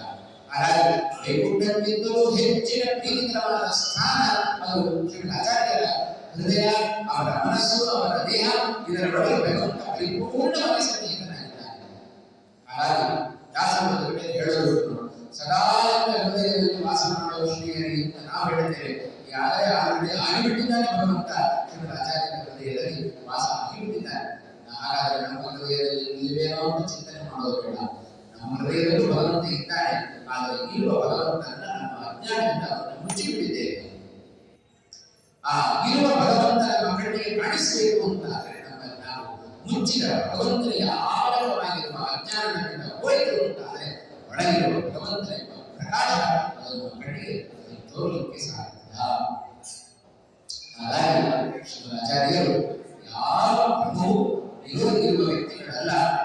ಪ್ರತಿಯೊಂದು ಕಾರ್ಯವನ್ನು ತಾವು ಮಾಡಬೇಕಾದರೂ ಕೂಡ ಭಗವಂತನಿಗೆ ನಮನವನ್ನು ಮಾಡಿ ತಾವು ಕರ್ಮವನ್ನು ಮಾಡುವ, ಕಾರ್ಯವನ್ನು ಮಾಡುವ ಸ್ವಭಾವ ಅದು ಆಚಾರ್ಯರ ಸ್ವಭಾವ. ಯಾವುದೇ ಶ್ರೀಮದ್ ಆಚಾರ್ಯರ ಗ್ರಂಥಗಳನ್ನು ನಾವು ತೆರೆದುಕೊಂಡಿದ್ದರೂ ಆರಂಭದಲ್ಲಿ ಭಗವಂತನನ್ನು ಕುರಿತು ಒಂದು ಮಂಗಳವನ್ನು ಆಚರಣೆ ಮಾಡಲಿದ್ದಾರೆ ಶ್ರೀಮದ್ ಆಚಾರ್ಯರು. ವಾಸ್ತವಿಕವಾಗಿ ಜಯತೀರ್ಥರು ಒಂದು ಕಡೆ ಹೇಳ್ತಾರೆ, ನ್ಯಾಯಸುಧಾಕರು ಸ್ವಯಂ ಅಂತರಾಯ ವಿದುರೋತಿ. ಶ್ರೀಮದ್ ಆಚಾರ್ಯರು ಅನುವ್ಯಾಖ್ಯಾನದ ಪ್ರಾರಂಭದಲ್ಲಿ ಅವರು ಮಂಗಳವನ್ನು ಆಚರಣೆ ಮಾಡಿದ್ದು ವಿಘ್ನ ಪರಿಹಾರ ಆಗಲಿ ಅಂತಲ್ಲ. ಇವತ್ತು ನಾವು ಏನಾದರೂ ಒಂದು ಮಂಗಳ ಕಾರ್ಯ ಮಾಡಬೇಕು, ಒಂದು ಹೋಮವನ್ನು ಮಾಡಬೇಕಾದ್ರೆ, ಒಂದು ಮದುವೆ ಪೂಜೆಯನ್ನು ಮಾಡಬೇಕಾದ್ರೆ ದೇವರಲ್ಲಿ ಪ್ರಾರ್ಥನೆ ಮಾಡ್ತೇವೆ, ಕೈ ಮುಗಿದ್ದೇವೆ, ದೇವರಲ್ಲಿ ಪ್ರಾರ್ಥನೆ ಮಾಡಿ ಅವರಿಂದ ನಾವು ಮುಂದುವರಿತೇವೆ. ಯಾಕೆ? ಮಾಡುವ ಕೆಲಸ ಎಲ್ಲವೂ ನಿರ್ವಿಘ್ನವಾಗಿ ಆಗಲಿ ಅಂತ. ಶ್ರೀಮದ್ ಆಚಾರ್ಯರು ಹಾಗೆ ಮಾಡಿದರು. ಎಲ್ಲ ಕೆಲಸಗಳು ನಿರ್ವಿಘ್ನವಾಗಿ ಸಮಾಪ್ತಿಯಾಗಲಿ ಹಾಗೆ ಅಂತ ಮಂಗಳಾಚರಣೆ ಮಾಡಿದ್ದಲ್ಲ. ಶ್ರೀಮದ್ ಆಚಾರ್ಯರು ಅವರಿಗೆ ವಿಘ್ನ ಇಲ್ಲದಿದ್ದರೂ ತಾವು ಮಂಗಳವನ್ನು ಆಚರಿಸಿ ಜಗತ್ತಿಗೆ ಆದರ್ಶರಾದರು. ಅವರಿಗಿಂದೇ ಇರಬಹುದು, ನಮ್ಮಂತವೇ ಭಿನ್ನವರು ಸಹಾಯ ಅಲ್ಲ. ನಾವೇನಾದರೂ ಒಂದು ಕೆಲಸವನ್ನು ಮಾಡಬೇಕಾದರೆ ಆಗ ನೀವು ಭಗವಂತನ ಪ್ರಾರ್ಥನೆಯನ್ನು ಮಾಡಲೇಬೇಕು ಅಂತ ಸೂಚನೆ ಮಾಡುವುದಕ್ಕೋಸ್ಕರ ಶ್ರೀಮದ್ ಆಚಾರ್ಯರು ಅದನ್ನು ತೋರಿಸಿದ್ದಾರೆ. ಆದ್ದರಿಂದ ಸ್ವಯಂ ಅಂತರಾಯ ವಿದುರರು ಯಾವ ಕೆಲಸಗಳಲ್ಲೂ ಎಲ್ಲಿಯೂ ಭಂಗವನ್ನು ತಂದುಕೊಳ್ಳುವಂತಹ ವ್ಯಕ್ತಿಗಳಲ್ಲ ಶ್ರೀಮದ್ ಆಚಾರ್ಯರು. ಆದ್ದರಿಂದ ಅವರನ್ನ ಭಂಗರಹಿತರಾದವರು ಶ್ರೀಮದ್ ಆಚಾರ್ಯರು. ಇಂಥ ಶ್ರೀಮದ್ ಆಚಾರ್ಯರ ಸೇವೆಯನ್ನು ನಾನು ಮಾಡುತ್ತೇನೆ. ಭಜೆ ಯಾವತ್ತೇ ಯಾವ ವ್ಯಾಪ್ತವನ್ನು ಕೂಡ ಶ್ಲೋಕದಲ್ಲಿ ನಾವು ಕಾಣುತ್ತೇವೆ. ಅಭ್ರಮಂ ಭಂಗರಹಿತಂ ಅಜಡಂ. ಜಡ ಅಂದರೆ ಆಲಸ್ಯ. ನಮಗೆ ಆಲಸ್ಯ ಬರುವುದು ಯಾವಾಗ? ಆಹಾರ ಕೂಡುವ ಮೂಲ ಅಜ್ಞಾನ. ನಾವು ಸುಮ್ಮನೆ ಕೊಡ್ತೇವೆ, ಕೈ ಕಟ್ಟಿ ಕೊಡ್ತೇವೆ. ಯಾಕೆ? ಮಾಡ್ಲಿಕ್ಕೆ ಬೇರೆ ಕೆಲಸ ಇಲ್ಲ ಅಂತಲ್ಲ, ಮಾಡ್ಲಿಕ್ಕೆ ಬೇರೆ ಕೆಲಸ ಮಾಡ್ಲಿಕ್ಕೆ ಗೊತ್ತಿಲ್ಲ, ಅದಕ್ಕೆ ಕೈ ಕಟ್ಕೊಂಡು ಕೊಡ್ತೇವೆ. ಶ್ರೀ ಆಚಾರ್ಯರು ಒಂದು ಕ್ಷಣವೂ ಕೂಡ ಸುಮ್ಮನೆ ಕೂಡುವ ಚೇತನ ಅದು ಶ್ರೀ ಆಚಾರ್ಯರ ಚೇತನ ಅಲ್ಲ. ಸದಾ ಎಲ್ಲರೂ ಭಗವಂತನ ಚಿಂತನೆಯಲ್ಲಿ ತೊಡಗಿದವರು, ನಿರಂತರ ತೊಡಗುವವರು ಶ್ರೀ ಆಚಾರ್ಯರು. ಆದ್ದರಿಂದ ಅವರಲ್ಲಿ ಜಡತ್ವ ಕಿಂಚಿತ್ತೂ ಇಲ್ಲ. ಹಾಗಾದರೆ ಯಾವ ಜಡ? ಲೋಕದಲ್ಲಿ ನಾವು ಜಡ ಅಂತ ಕರೆಯುವ ಯಾವುದನ್ನ? ಕಲ್ಲು, ಮಣ್ಣು, ಕಂಬ ಇಂಥ ಜಡ ಪದಾರ್ಥಗಳು ಯಾವ ವಸ್ತುವಿನಲ್ಲಿ ಕಿಂಚಿತ್ತೂ ಚಲನೆ ಇಲ್ಲವೋ ಅಂಥ ವಸ್ತುಗಳನ್ನು ಇವತ್ತು ನಾವು ಜಡ ಅಂತ ಕರೆಯುತ್ತೇವೆ. ಅವುಗಳು ಮಾತ್ರ ಜಡ ಅಲ್ಲ, ನಾವು ಜಡನೆ. ಯಾಕೆ? ಜಡವಾದ ದೇಹವನ್ನು ಹೊತ್ತು ನಾವು ತಿರುಗುತ್ತಾ ಇದ್ದೀವಿ, ಆದ್ದರಿಂದ ನಾವು ಜಡರೇ. ಜಡವಾದ ದೇಹವನ್ನು ಹೊತ್ತ ನಾವು ಜಡದಂತೆ ಸುಮ್ಮನೆ ಕೂಡ್ತೇವೆ. ಒಮ್ಮೆ ಆಲೋಚನೆ ಮಾಡೋಣ, ಎಷ್ಟು ಸಮಯ ನಾವು ಸುಮ್ಮನೆ ಕೂತು ಕಾಲ ಕಳೆಯುತ್ತೇವೆ. ಜಡ ಅಂದ್ರೆ ಆಲಸ್ಯ ಅಂತ. ಆಲಸ್ಯದ ಪ್ರತಿರೂಪ. ನಮಗೆ ಆಲಸ್ಯ ಯಾಕೆ ಬರುತ್ತೆ? ಸೋಮಾರಿತನ ಯಾಕೆ ಬರುತ್ತೆ? ಎಷ್ಟು ಸೋಮಾರಿತನದಲ್ಲಿ ನಾವು ಜೀವನವನ್ನು ಕಳೆದಿದ್ದೇವೆ. ಅದನ್ನು ನಾವು ಒಮ್ಮೆ ಆಲೋಚನೆ ಮಾಡಿದರೆ ಎಷ್ಟು ಜಡತ್ವ ನಮ್ಮಲ್ಲಿದೆ. ಒಂದು ಕ್ಷಣವೂ ಕೂಡ ಶ್ರೀ ಆಚಾರ್ಯರನ್ನು ತಿಳಿಸುವಂತೆ, ಭಾಗವತನ್ನು ತಿಳಿಸುವಂತೆ ಶ್ರವಣಾದಿ ವಿನಾನೇಯೋ ಕ್ಷಣಂತಿಷ್ಠೇನ ವಿಪರೀತ. ಒಂದು ಕ್ಷಣವೂ ಕೂಡ ನಾವು ಶ್ರವಣ, ಮನನ, ನಿಧಿಧ್ಯಾಸನ ಇವುಗಳಿಲ್ಲದೆ ಇರಬಾರದು ಅಂತ ಹೇಳ್ತಾರೆ. ಅದನ್ನು ಬಿಟ್ಟು ಎಷ್ಟು ನಾವು ಶ್ರವಣಾದಿಗಳಿಂದ ನಿರಂತರ ಆಲಸ್ಯದಿಂದ ನಾವು ಕೂತಿರುತ್ತೆ. ನಮಗೆ ಆಲಸ್ಯ ಮಾಡಲೇ ಬರುತ್ತೆ. ಯಾಕೆ? 10 ನಿಮಿಷ ಕೆಲಸ ಮಾಡಿದರೆ ಸಾಕು ನಮಗೆ ಆಲಸ್ಯ ಬಂತು, ಶ್ರಮ ಆಯಿತು, ನಾವು ಸೋಮಾರಿಗಳ ಕೂತ್ಕೊಳ್ಳೋದು. ಮಾಡಿದ ಕೆಲಸ 10 ನಿಮಿಷ, ತೆಗೆದುಕೊಳ್ಳುವ ವಿಶ್ರಾಂತಿ 1 ಗಂಟೆ. ಎಷ್ಟು ವಿಚಿತ್ರ ಇದೆ. ಆದರೆ ಅದೇ ಶ್ರೀ ಆಚಾರ್ಯರನ್ನು ನಾವು ಗಮನಿಸೋಣ, ವಾಯುದೇವರನ್ನು ಗಮನಿಸೋಣ. ಇದೇ ವಾಯುದೇವರು ಹನುಮಂತನಾಗಿ ನಾವು ಅವತಾರವನ್ನು ಮಾಡಿದಾಗ ಸಮುದ್ರವನ್ನು ಹಾರಲಿಕ್ಕೆ ಪ್ರಾರಂಭ ಮಾಡಿ ಹನುಮಂತ ಕೂಡಲೇ ಒಳಗಿನಿಂದ ಮೀನಾಕ ಪರ್ವತ ಎದ್ದು ಆ ಮೀನಾಕ ಪರ್ವತ ಹಿಡಿತು. ಹನುಮಂತ ಸ್ವಲ್ಪ ರಾಮನ ಕೆಲಸಕ್ಕೆ ಹೋಗ್ತಾ ಇದ್ದಿ, ನನ್ನಲ್ಲಿ ಕುಳಿತು ವಿಶ್ರಾಂತಿಯನ್ನು ಪಡೆದುಕೊಂಡು ಹನುಮಂತ ಕೂಡಲೇ ಹೇಳ್ತಾನೆ, ನನಗೆ ಬೇಡ ವಿಶ್ರಾಂತಿ. ಯಾಕೆಂದರೆ ಯಾವಾಗ ವಿಶ್ರಾಂತಿ ತೆಗೆದುಕೊಳ್ಳಬೇಕು? ನಾವು ನಮ್ಮ ದೇಹಕ್ಕೆ ಶ್ರಮ ಆಗಿದ್ರೆ ಆಗ ಆಶ್ರಮದ ವಿಹಾರಕ್ಕೋಸ್ಕರ ನಮಗೆ ವಿಶ್ರಾಂತಿ ಬೇಕು. ಶ್ರೀಮದ್ ಆಚಾರ್ಯರ ನಿರ್ಣಯಗಳು ರಾಮ ತಾತ್ಮ ನಿರ್ಣಯದಲ್ಲಿ ಅವಿಶ್ರಮ ಅಸವು ಅಂತ ಹನುಮಂತನಿಗೆ ವಿಶ್ರಾಂತಿ ಬೇಡ ಅಂತ ಹನುಮಂತ ನಿರಾಕರಣೆ ಮಾಡಿದ. ಯಾಕೆ ಅಂದರೆ ಅವಿಶ್ರಮ ಕಿಂಚಿತ್ತೂ ಕೂಡ ಶ್ರಮವೇ ಆಗುವುದಿಲ್ಲ ವಾಯುದೇವರಿಗೆ. ಶ್ರೀ ಹನುಮಂತನಿಗೆ ಆ ಶ್ರಮ ಇಲ್ಲದಿದ್ದರೆ ವಿಶ್ರಾಂತಿ ಬೇಕು. ಏನೋ ಶ್ರಮ ಇಲ್ಲದೆ ಕುಳಿತುಕೊಳ್ಳುವವರು ಯಾರು? ಅವರೇ ಸೋಮಾರಿಗಳು. ಶ್ರಮ ವಾಯುದೇವರಲ್ಲಿ ಇಲ್ಲ, ಆದ್ದರಿಂದ ಅವರಲ್ಲಿ ಆಲಸ್ಯ ಇಲ್ಲ, ಜಡ ಇಲ್ಲ. ಆದ್ದರಿಂದ ಶ್ರೀಮದ್ ಆಚಾರ್ಯರಲ್ಲಿ ವಿಶೇಷಣಗಳನ್ನು ಕುರಿತು ಕೂಡ ಅವರ 3 ಅವತಾರಗಳಲ್ಲಿ ನಾವು ತೆಗೆದುಕೊಳ್ಳಬೇಕು. ಈ ಗುಣಗಳನ್ನು ಮೂಲದಲ್ಲಿ ಕೂಡ ನಾವು ತೆಗೆದುಕೊಳ್ಳಬೇಕು. ಒಂದು ರೂಪದಲ್ಲಿ ಆಗಲಿ, ಅವತಾರ ರೂಪದಲ್ಲಿ ಆಗಲಿ, ಎಲ್ಲಿಯೂ ಕೂಡ ವಾಯುದೇವರಿಗೆ ಜಡತ್ವ ಅನ್ನೋದು ಇಲ್ಲ. ಆ ಜಡಕ್ಕೆ ಮೂಲ ಅಜ್ಞಾನ. ಅಜ್ಞಾನ ಇಲ್ಲ ಆದ್ದರಿಂದ ಅವರಲ್ಲಿ ಜಡತ್ವ ಇರಲಿಕ್ಕೆ ಸಾಧ್ಯ ಇಲ್ಲ. ಸದಾ ಕ್ರಿಯಾಶೀಲ. ಯಾರು ಸದಾ ಕ್ರಿಯಾಶೀಲರಾಗಲಿಕ್ಕೆ ಸಾಧ್ಯ?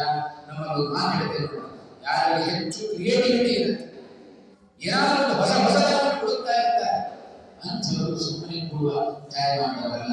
ನಿರಂತರ ಏನಾದರೂ ಒಂದು ಕೆಲಸವನ್ನು ಮಾಡ್ತಾ ಇರ್ತಾರೆ. ಅಂಥ ಸ್ವಭಾವ ವಾಯುದೇವರ ಸ್ವಭಾವ.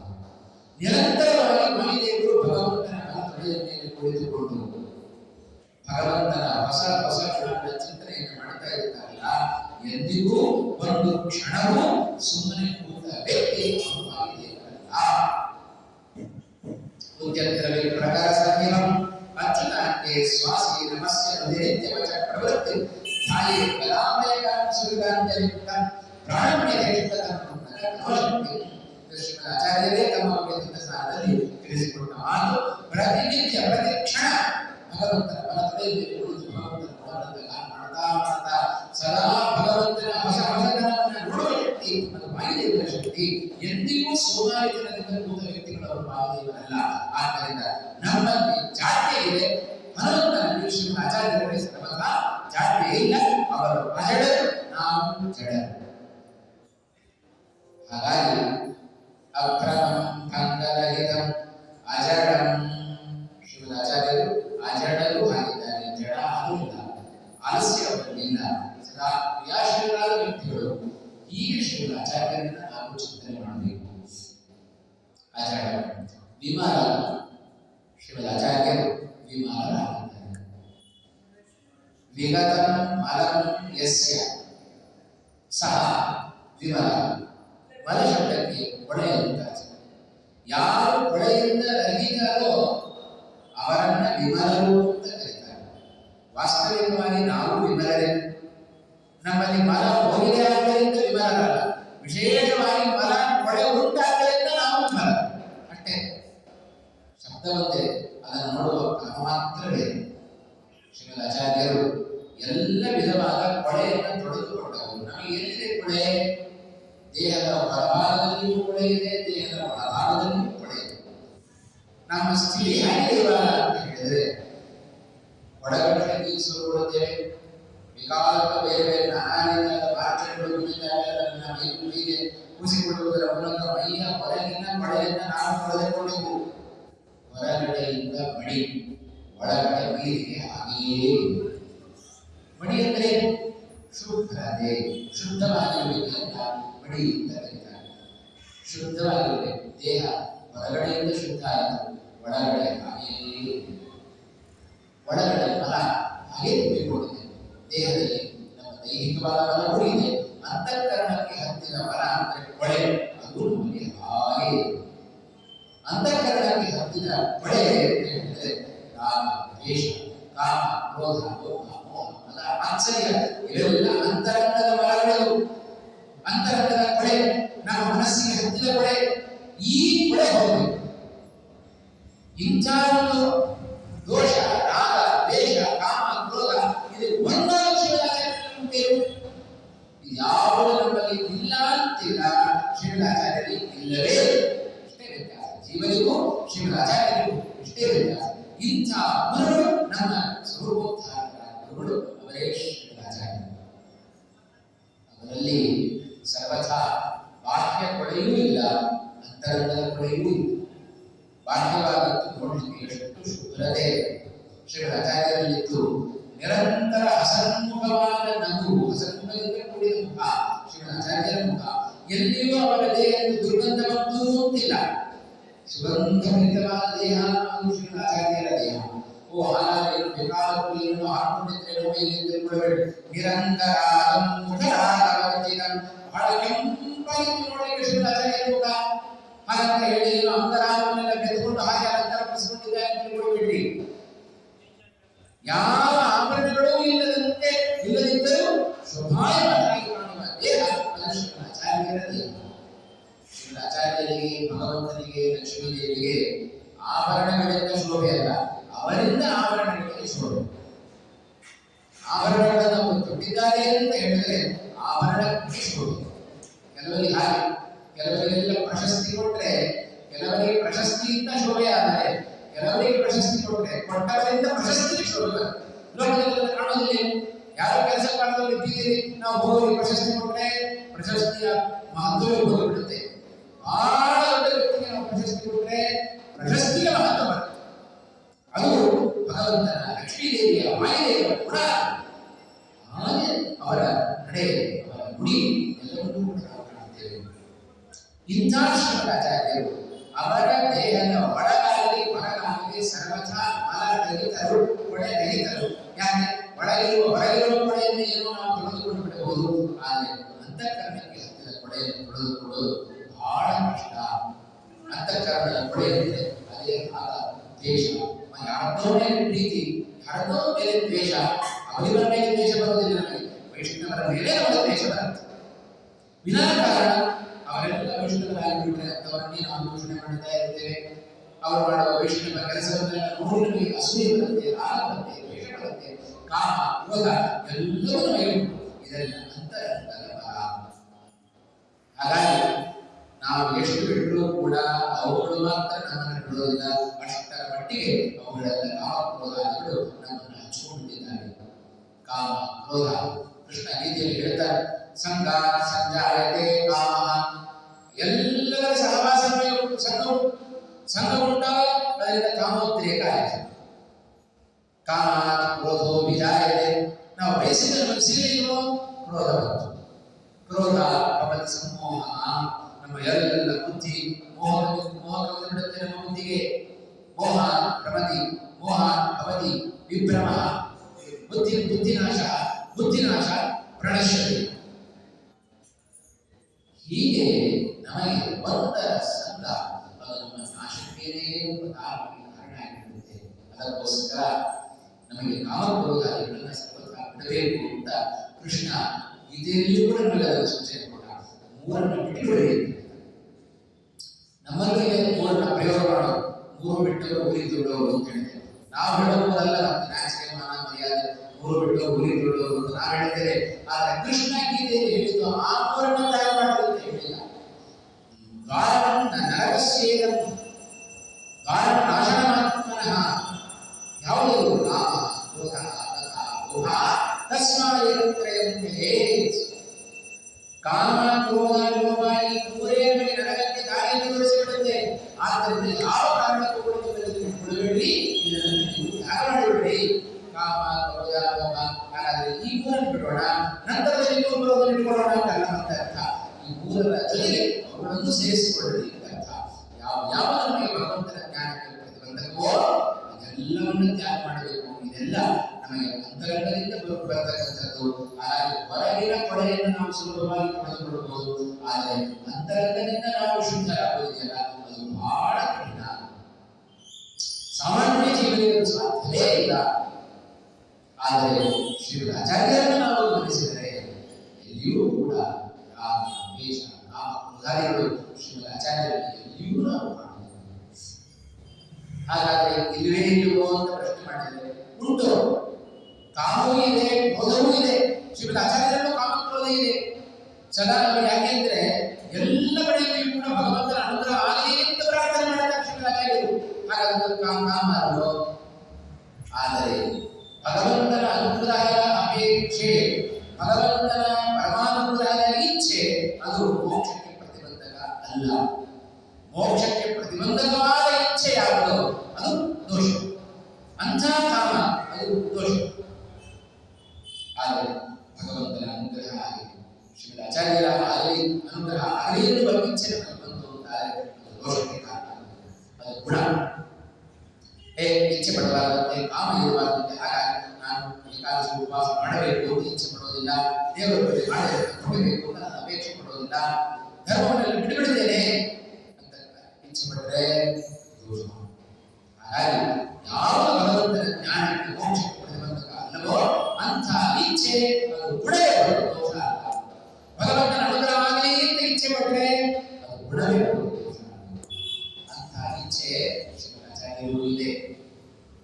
ಕ್ರೋಧ, ಅವರಲ್ಲಿಯೂ ಕ್ರೋಧ ಇದೆ. ಯಾರಲ್ಲಿ ಕ್ರೋಧ? ಭಗವದ್ವೇಷಿಗಳಲ್ಲಿ ಕ್ರೋಧ. ಭಗವದ್ಭಕ್ತರಲ್ಲಿ ಕ್ರೋಧ ಅಲ್ಲ, ಭಗವಂತನಲ್ಲಿ ಕ್ರೋಧ ಅಲ್ಲ, ಭಗವದ್ವೇಷಿಗಳಲ್ಲಿ ಕ್ರೋಧ. ನಮಗೆ ಎರಡೂ ಉಂಟ್ರಿ. ಭಗವದ್ವೇಷಗಳನ್ನು, ಭಗವದ್ಭಕ್ತರನ್ನು ನಾವು ದ್ವೇಷ ಮಾಡುತ್ತೇವೆ, ಭಗವಂತನನ್ನು ನಾವು ದ್ವೇಷ ಮಾಡುತ್ತೇವೆ. ಅವನಲ್ಲಿ ಕೋಪ ಬರುತ್ತೆ. ಯಾವಾಗ ಕೋಪ ಬರುತ್ತೆ? ನಾವು ಕೇಳಿದ ಕೂಡಲೇ ಕೊಟ್ಟು ಬಿಟ್ರೆ ಅವನು ಕ್ಷೇಮ, ನಾವು ಕ್ಷೇಮ. ಕೇಳಿದ್ದನ್ನು ಕೊಡದೇ ಇದ್ದಾಗ ನಾವೇನ್ ಮಾಡ್ತೇವೆ? ಚೆನ್ನಾಗಿ ಭಗವಂತನನ್ನ ಪ್ರೀತಿಸಿ ಮಾಡ್ತೇವೆ, ಕೋಪ ಬರುತ್ತೆ. ಹಾಗಾಗಿ ಭಗವಂತನನ್ನು ನಾವು ದ್ವೇಷ ಮಾಡ್ತೇವೆ. ಭಗವಂತನ ವಿಚಾರದಲ್ಲಿ ನಮಗೆ ಕ್ರೋಧ ಬರುತ್ತೆ, ಭಗವಂತನ ವಿಚಾರದಲ್ಲಿ ನಮಗೆ ಕ್ರೋಧ ಬರುತ್ತೆ. ಆದರೆ ಶ್ರೀಮದ್ ಆಚಾರ್ಯರ ಗುಣ ಯಾವ ಹಂತದಲ್ಲಿಯೂ ಕೂಡ ಕಾಮ ಕ್ರೋಧ ಸಜ್ಜನರ ವಿಷಯದಲ್ಲಿ, ಭಗವಂತನ ವಿಷಯದಲ್ಲಿ ಅವರು ಮಾಡಿದವರಲ್ಲ. ಕ್ರೋಧ ಹಾಗಾದ್ರೆ ಯಾವಾಗ ಬರುತ್ತೆ ಶ್ರೀಮದ್ ಆಚಾರ್ಯರಿಗೆ ಅಂತ ಹೇಳಿದರೆ, ವಾಯುದೇವರಲ್ಲಿ ಭಗವಂತನ ನಾವು ಕಾಣ್ತೇವೆ. ಇದೇ ಹನುಮಂತನ ಎಲ್ಲ ದಕ್ಷಿಣ ದಿಕ್ಕಿಗೆ ಎಲ್ಲ ಕರ್ಕೊಂಡು ಹೋದರು. ದಕ್ಷಿಣ ದಿಕ್ಕಿನ ಉತ್ತರ ತುದಿಗೆ ಬಂದರು. ಮುಂದೆ ಸಮುದ್ರ ಇದೆ, ಮುಂದೆ ಹೋದರೆ ಸಮುದ್ರದಲ್ಲಿ ಇಳಿದು ಸಾಯಬೇಕಾಗುತ್ತೆ. ಅದಕ್ಕೆ ವಾಪಸ್ ಹೋಗೋಣ ಅಂದ್ರೆ ಸುಗ್ರೀವ ಆಜ್ಞೆ ಮಾಡಿದ್ದಾನೆ, 1 ತಿಂಗಳ ಒಳಗೆ ನೀವು ಸೀತೆ ಸೂರ್ಯನ ತರದೆ ಸಾಯಿಸುತ್ತೇನೆ ಅಂತ. ಹಾಗಾಗಿ ಹಿಂದೆ ಹೋದರೂ ಸಾಕು, ಮುಂದೆ ಹೋದರೂ ಸಾಕು. ಏನ್ ಮಾಡಬೇಕು?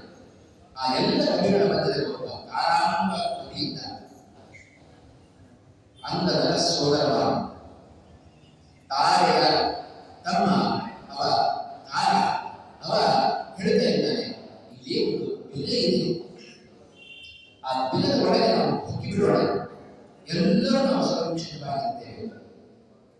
ಯಾವ ರಾಮ ಆಗಲಿ ಸುಗ್ರೀವ ಆಗಲಿ ಯಾರು ಏನು ಮಾಡೋದಿಲ್ಲ, ಎಲ್ಲ ಹೋಗಿ ನೋಡ ಅಂತ ಆ ಕಾಲ ಎಲ್ಲರೂ ತಲೆ ಅಲ್ಲಾಡಿಸಿಬಿಟ್ಟು ಓ ಆಯ್ತು ಹಾಗೆ ಮಾಡೋಣ.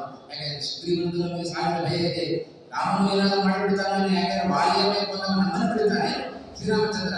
ಹಾಗಾಗಿ ಎಲ್ಲರೂ ಬಿಡುಗಡೆ ಹೋಗಿರೋಣ, ಅವರಿಂದ ನಾವು ಸುರಕ್ಷಿತರಾಗೋಣ ಅಂತ ಎಲ್ಲರೂ ಕಾರಣ ಮಾತಿಗೆ ತಲೆ ಅಲ್ಲಾಡಿಸಿದರೆ ಹನುಮಂತ ಜಾಗೃತರಾಗಿ ಹೇಳ್ತಾ ಇದ್ದೇನೆ, ಎಲ್ಲರೂ ಎಚ್ಚರಿಕೆ ಕೊಟ್ಟ.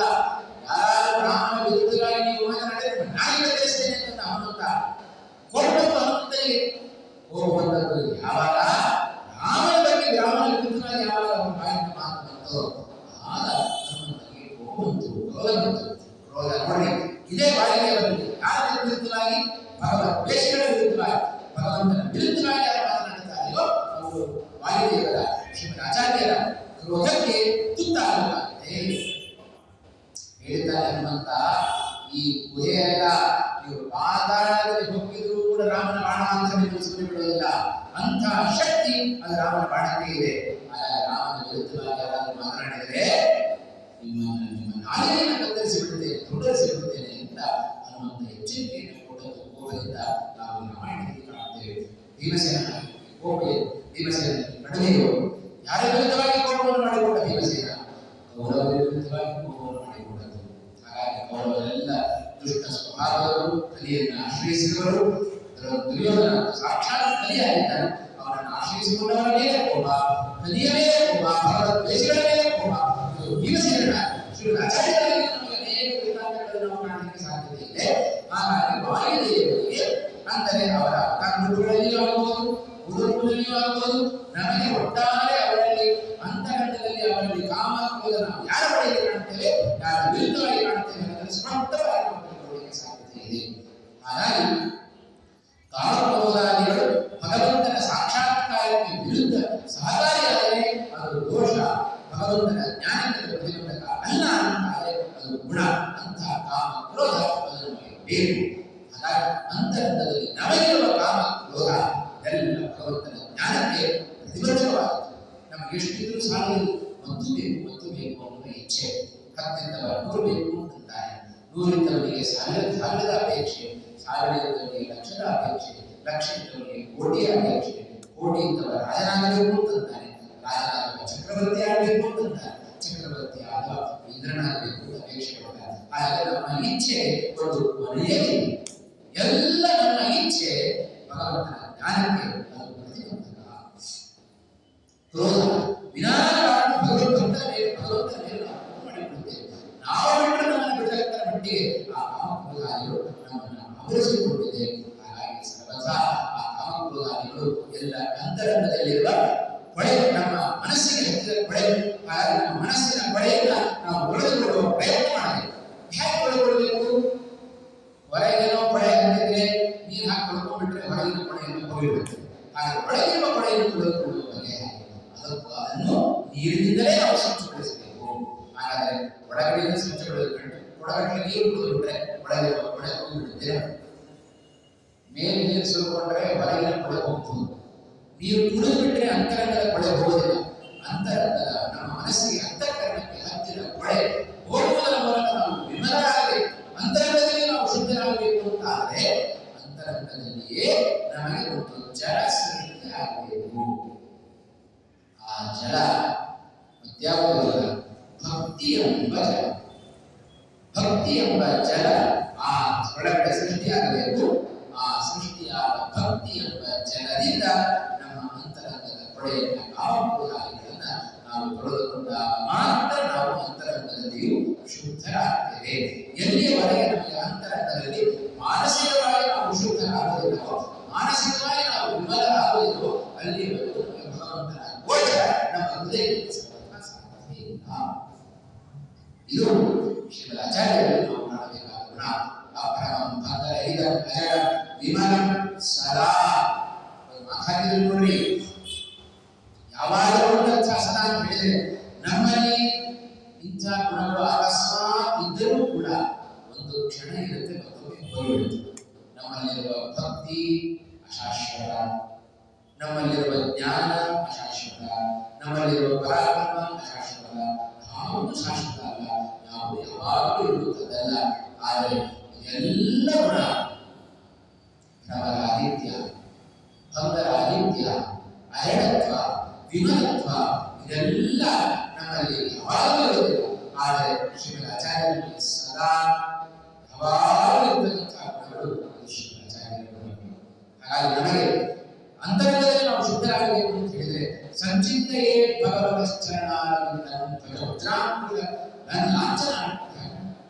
ಸದಾ ಭಗವಂತನ ಪಾದಾರವಿಂದಗಳನ್ನು ನಾವು ಚಿಂತನೆ ಮಾಡ್ತಾ ಇದ್ದರೆ ನಮಗೆ ಅಂತರಂಗದಲ್ಲಿ ರಾಗದ್ವೇಷಗಳು ಬರುವುದಿಲ್ಲ.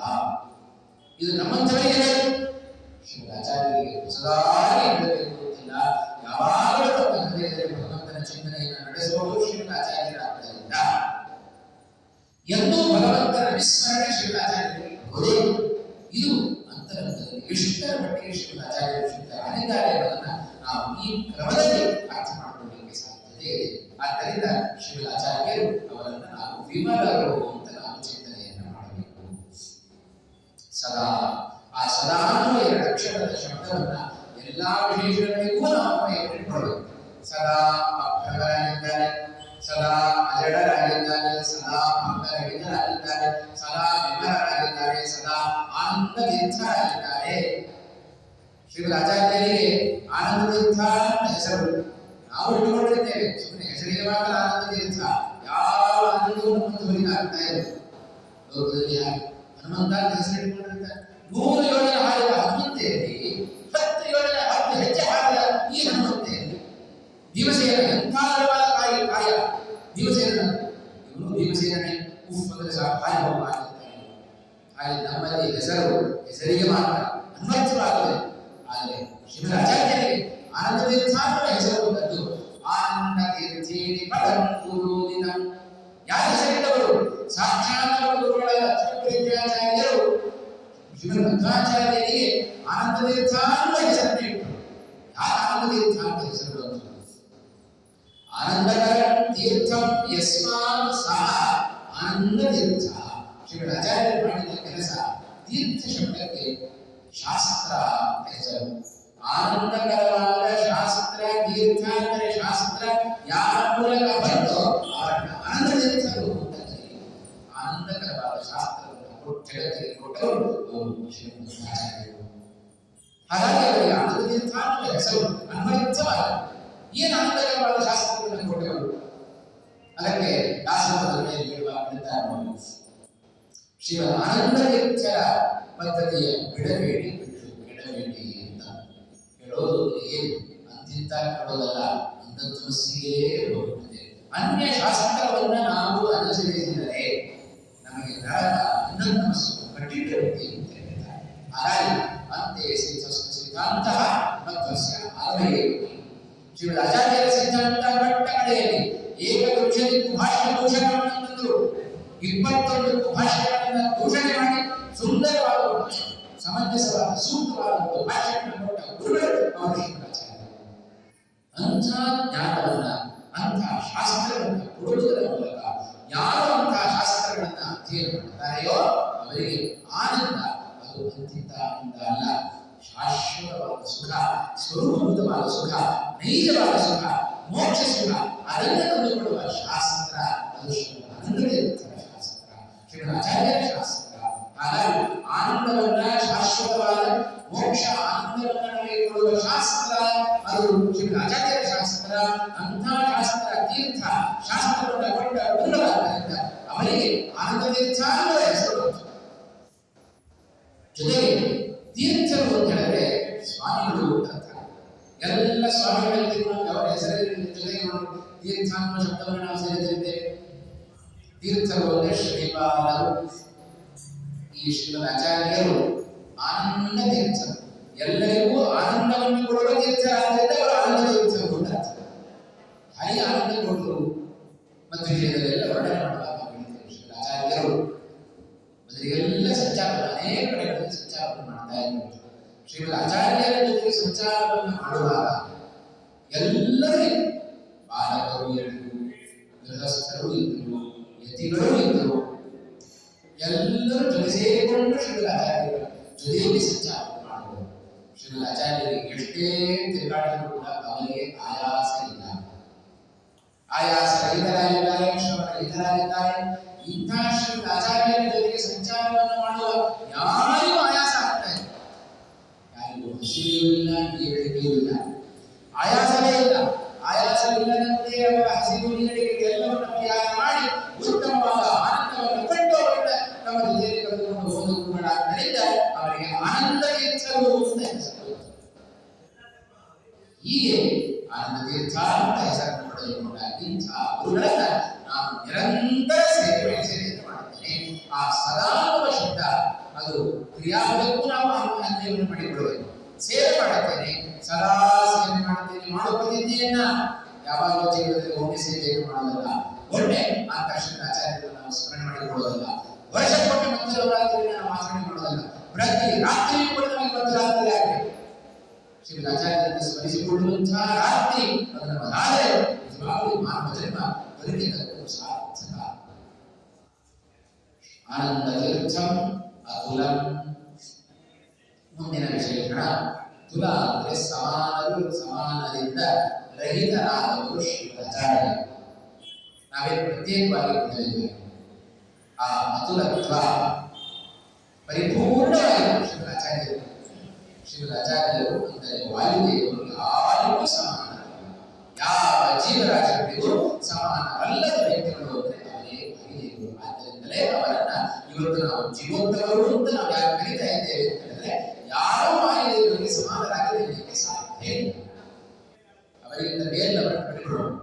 ಭಗವಂತ ಇದ್ದಾನೆ, ಲಕ್ಷ್ಮೀದೇವಿ ಇದ್ದಾಳೆ, ಅವರನ್ನ ಬಿಟ್ಟು ಜೀವರಾಶಿಗಳನ್ನ ನಾವು ತೆಗೆದುಕೊಂಡರೆ ಯಾವ ಜೀವರು ಕೂಡ ವಾಯುದೇವರಿಗೆ ಸಮಾನರಾಗಲಿಕ್ಕೆ ಸಾಧ್ಯ ಇಲ್ಲ. ಯಾವುದರಲ್ಲಿ ಸಮಾನತೆಯನ್ನು ಕಾಣಬಹುದು? ಆಕಾರದಲ್ಲಿ ಸಮಾನತೆ ಕಾಣುತ್ತೀರೋ, ಅಥವಾ ಬುದ್ಧಿಶಕ್ತಿಯಲ್ಲಿ ಸಮಾನತೆಯನ್ನು ಕಾಣುತ್ತೀರೋ, ದೈಹಿಕ ಶಕ್ತಿಯಲ್ಲಿ ಸಮಾನತೆಯನ್ನು ಕಾಣುತ್ತೀರೋ? ಯಾವುದರಲ್ಲಿಯೂ ವಾಯುದೇವರಿಗೆ ಶ್ರೀಮದಾಚಾರ್ಯರಿಗೆ ಸಮಾನರಾಗಲಿಕ್ಕೆ ಸಾಧ್ಯ ಇಲ್ಲ. ಎಷ್ಟು ಸಹಜವಾದ ಶಕ್ತಿಯನ್ನು ತೋರಿಸಿಕೊಟ್ಟರು ಶ್ರೀಮದಾಚಾರ್ಯರು. ಎಂಥ ಭೌತಿಕ ಶಕ್ತಿ, ಮತ್ತೊಬ್ಬರನ್ನ ಪ್ರೇಮಿಸುವ ಶಕ್ತಿ ಎಷ್ಟಿದೆ.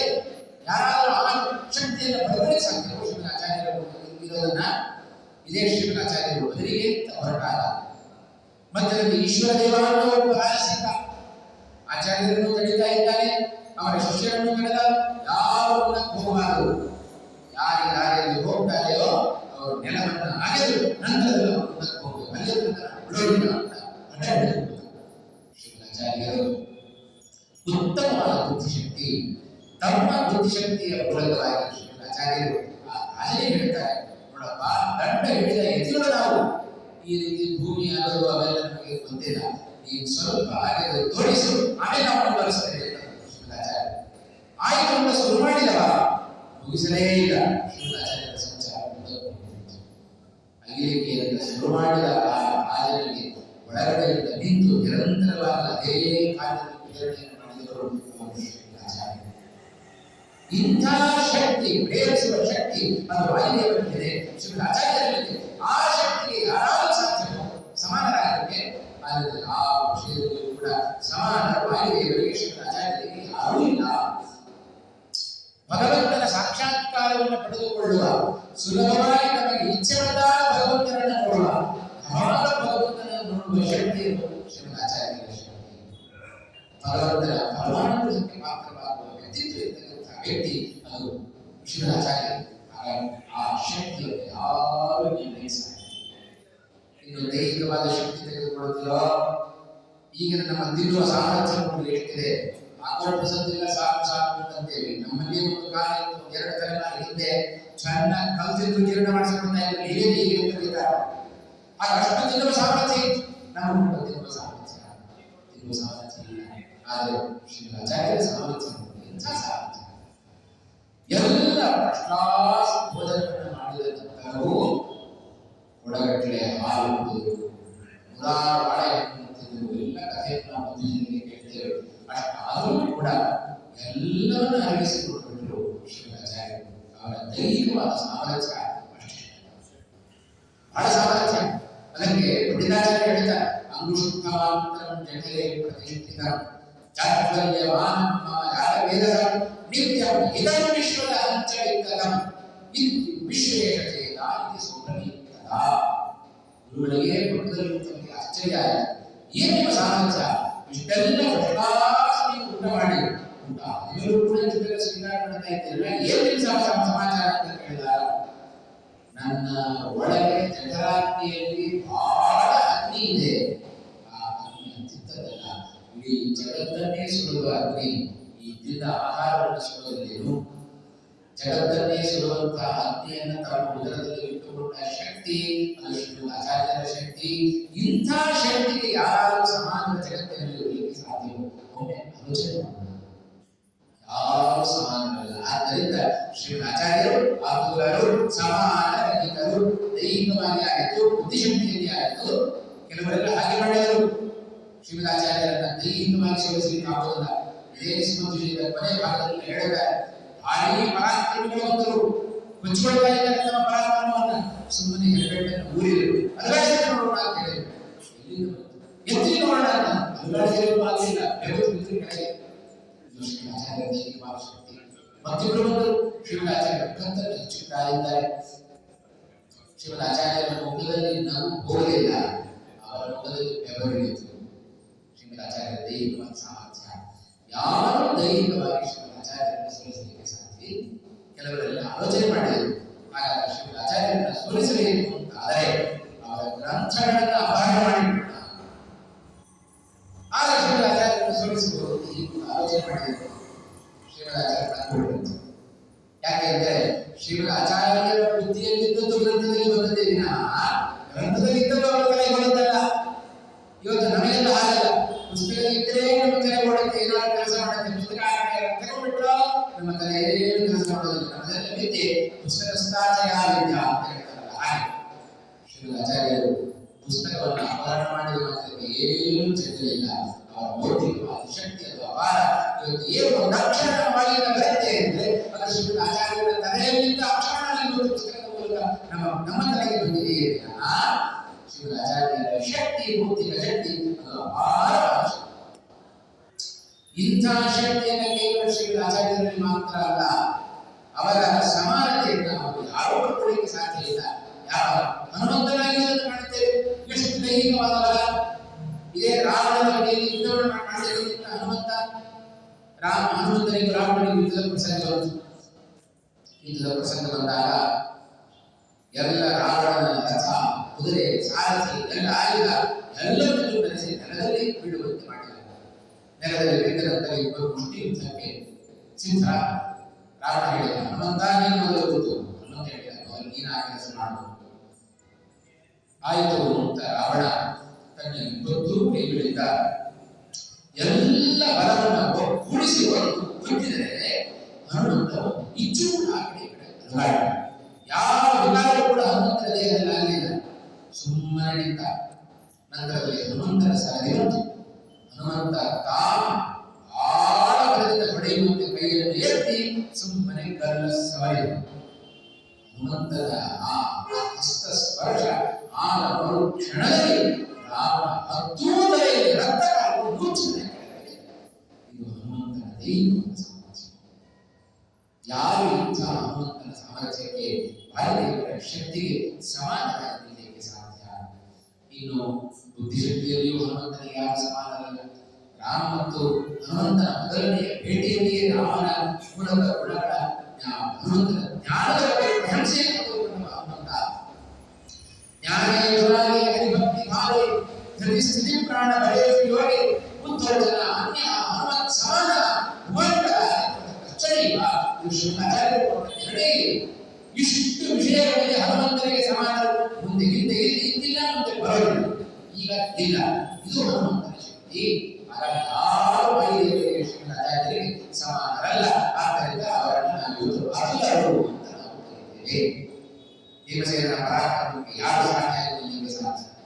ಏನಾದರೂ ಭೀಮಸೇನ ಜೊತೆ ಬರ್ತಾ ಇದ್ದಾನೆ ಅಂತ ಹೇಳಿದ್ರೆ ನಾನು ಹೋಗುವುದಿಲ್ಲ, ಯಾಕಂದ್ರೆ ಹೋಗೋದು ಬರೋದಿಲ್ಲ ಅಂತ ಹೇಳಿ ಇಂಥ ಪರಾಕ್ರಮಿ ಭೀಮಸೇನ ಸಮರಾಸ್ತ ಸೇನೆಯ ಉಪಯೋಗಗಳು ಅಂತ ಹೇಳಿದ್ದಾರೆ.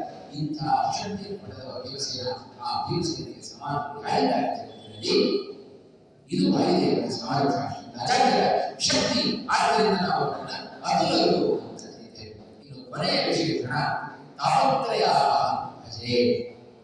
ಶ್ರೀರಾಚಾರ್ಯರು ನಮ್ಮ ಎಲ್ಲ ವಿಧವಾದ ತಾಪಗಳನ್ನು 3 ವಿಧವಾದ ಬಾಯಿ ತೆಗೆದರೆ ಸಾಕು ತಾಪತ್ರಯದ ಮಾತನ್ನೇ ನಾವು ಮಾಡ್ತೇವೆ. ಯಾಕೆ ಪ್ರವಚನಕ್ಕೆ ಹೋಗಲಿಲ್ಲ, ಅಯ್ಯೋ ಬಿಡ್ರಿ ಇರುವ ತಾಪತ್ರಯ ಅದಕ್ಕೆ ನಾವು ಬರಲಿಲ್ಲ ಅಂತ ಸರಳವಾಗಿ ನಾವು ಹೇಳಿಕೊಡ್ತೇವೆ. ಎಲ್ಲ ಭೌತಿಕವಾದ ದೈವಿಕವಾದ ಎಲ್ಲ ವಿಧವಾದ ತಾಪಗಳಿಂದ ಹೋರಾಡಿಸುವ ಶಕ್ತಿ ಅದು ಶ್ರೀರಾಚಾರ್ಯರಿಗೆ, ಅವರ ಗ್ರಂಥಗಳಿದೆ. ಅದಕ್ಕೆ ಆ ತಾಪತ್ರಯವನ್ನು ಕಡಿಬೇಕು ಅಂತಲೇ ಕೃಷ್ಣಾಮೃತ ಭಾಗವತಂತಹ ಗ್ರಂಥಗಳನ್ನು ರಚನೆ ಮಾಡಿಕೊಟ್ಟು ಶ್ರೀರಾಚಾರ್ಯರ ಬಾಯಿಂದ ಬಂದ ಒಂದೊಂದು ಅಕ್ಷರಗಳು ನಮ್ಮನ್ನ ತಾಪತ್ರಯದಿಂದ, ತಾಪತ್ರಯ ಎಲ್ಲಿದೆ ನಮ್ಮ ಸಂಸಾರದಲ್ಲಿ ಸೇರಿಕೊಂಡಿದೆ. ಆ ಸಂಸಾರವನ್ನು ದಾಟಿಸುವ ಶಕ್ತಿ ಅದು ಶ್ರೀರಾಚಾರ್ಯರಿಗಿದೆ. ಅದನ್ನ ಶ್ರೀರಾಚಾರ್ಯರು ತಮ್ಮ 3ನೇ ಅವತಾರದಲ್ಲಿ ಶ್ರೀರಾಚಾರ್ಯರಾಗಿ ಮಾಡಿ ತೋರಿಸಿಕೊಂಡು ಅವರ ಸಂಚಾರದಲ್ಲಿ ಗಂಗಾನದಿಯನ್ನು ದಾಟುವ ಪ್ರಸಂಗ ಬಂತು. ದೋಣಿ ಇಲ್ಲ, ಯಾವ ಅಭ್ಯುದಯೂ ಇಲ್ಲ, ಇಷ್ಟು ಜನ ಶಿಷ್ಯರು ಹಿಂದಿದ್ದಾರೆ, ಹೋರ್ಗರು ಗಂಗಾನದಿ ದಾಟಬೇಕು. ಹೇಗೆ ದಾಟಬೇಕು? ಶ್ರೀರಾಚಾರ್ಯರು ಕ್ಷಣಮಾಂತರದಲ್ಲಿ ದಾಟಿಬಿಡುತ್ತಾರೆ ಗಂಗಾನದಿಯನ್ನು, ಏನೂ ಕಷ್ಟಪಡೋದಿಲ್ಲ. ಆದರೆ ಇವರನ್ನೇ ದಾಟಿಸಬೇಕು. ಅದಕ್ಕೆ ಶ್ರೀರಾಚಾರ್ಯರು ಹುಡುಕಿಕೊಂಡ ಉಪಾಯ. ಒಬ್ಬ ಶಿಷ್ಯನಿಗೆ ಹೇಳಿದರು, ನೀನು ನನ್ನ ಉತ್ತರೀಯವನ್ನು ಹಿಡಿದುಕೋ. ಉತ್ತರೀಯ ಅಂದರೆ ಮೇಲ್ಗಡೆ ಹೊಡೆಯುವ ಒಂದು ಕಲಶ. ನೀನು ಅದನ್ನು ಹಿಡಿದುಕೋ, ನಿನ್ನನ್ನು ಮತ್ತೊಬ್ಬ ಹಿಡ್ಕೊಳ್ಳಿ, ಅವರನ್ನು ಮತ್ತೊಬ್ಬ ಹಿಡ್ಕೊಳ್ಳಿ, ನೀವು ಒಬ್ಬರನ್ನ ಒಬ್ಬರು ಹಿಡ್ಕೊಳ್ಳಿ, ಗಂಗಾ ನದಿಯನ್ನು ನಾನು ದಾಟಿಸ್ತೇನೆ ಅಂತಂದ್ರು. ಹಾಗೇ ಮಾಡಿದ ಶಿಷ್ಯರು ಎಲ್ಲರನ್ನ ನಾವು ನೆಲದ ಮೇಲೆ ನಡೆಯುವಂತೆ ಶ್ರೀರಾಚಾರ್ಯರು ಗಂಗಾ ನದಿಯಲ್ಲಿ ನಡೆಸಿಕೊಂಡು ಎಲ್ಲರನ್ನ ದಾಟಿಸಿದರು. ಗಂಗಾ ನದಿಯಲ್ಲಿ ಕಾಶಿಯಲ್ಲಿ ನೋಡಿಬಿಟ್ರೆ ನಮಗೆ ಅನುಭವ ಕೆಟ್ಟು ಆಳ ಕೆಟ್ಟು ರಭಸ. ಅಲ್ಲೆಲ್ಲ ಸ್ವಲ್ಪ ಬೇರೆ ಹೋದ್ರೆ ಆಳ ಕಮ್ಮಿ, ರಭಸ ಜಾಸ್ತಿ. ಕೆಳಗೆ ಬಂದಂತೆ ಆಳವೂ ಜಾಸ್ತಿ, ರಭಸವೂ ಜಾಸ್ತಿ. ಅಂತ ಗಂಗಾ ನದಿಯನ್ನ ನಾಯಕವಾಗಿ ಶ್ರೀರಾಚಾರ್ಯರು ನಾವು ಎಲ್ಲಾ ಶಿಷ್ಯರನ್ನು ನಡೆಸಿಬಿಟ್ರಲ್ಲ, ಅದರ ಮೂಲಕ ಸೂಚನೆ ಕೊಟ್ಟರು ಶ್ರೀರಾಚಾರ್ಯರು. ಕೇವಲ ಗಂಗಾ ನದಿಯನ್ನು ಮಾತ್ರ ಅಲ್ಲ, ಭವ ಸಾಗರವನ್ನು ನಾನು ಹೀಗೆ ನಡೆಸ್ತೇನೆ, ಯಾರನ್ನ ಹಿಡ್ಕೊಳ್ತಾರೋ ಅವರಿಗೆ.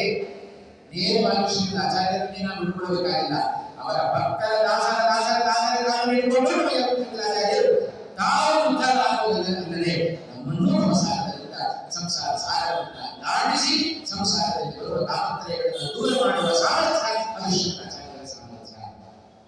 ಇಂಥ ತಾಪತ್ರಯಗಳನ್ನು ದೂರ ಮಾಡುವ ಗುರುಗಳು ಅವರನ್ನು ಈ ಜನ್ಮದಲ್ಲಿ ಸಿಕ್ಕಿದ್ದಾರೆ ಅಂತ ಹೇಳಿದ್ರೆ ನಮ್ಮಂಥ ಪುಣ್ಯಾತ್ಮರು ಮತ್ತೊಬ್ಬರಿಲ್ಲ ಅಂತ. ಹಾಗಾಗಿ ನಮ್ಮಲ್ಲಿ ಮಾಡಬೇಕಾದ ಪ್ರತಿನಿತ್ಯ ನಾವು ಮಾಡಬೇಕಾದ ಪ್ರಾರ್ಥನೆ ಆಚಾರ್ಯ ಶ್ರೀರಾಚಾರ್ಯ ಸಂತು.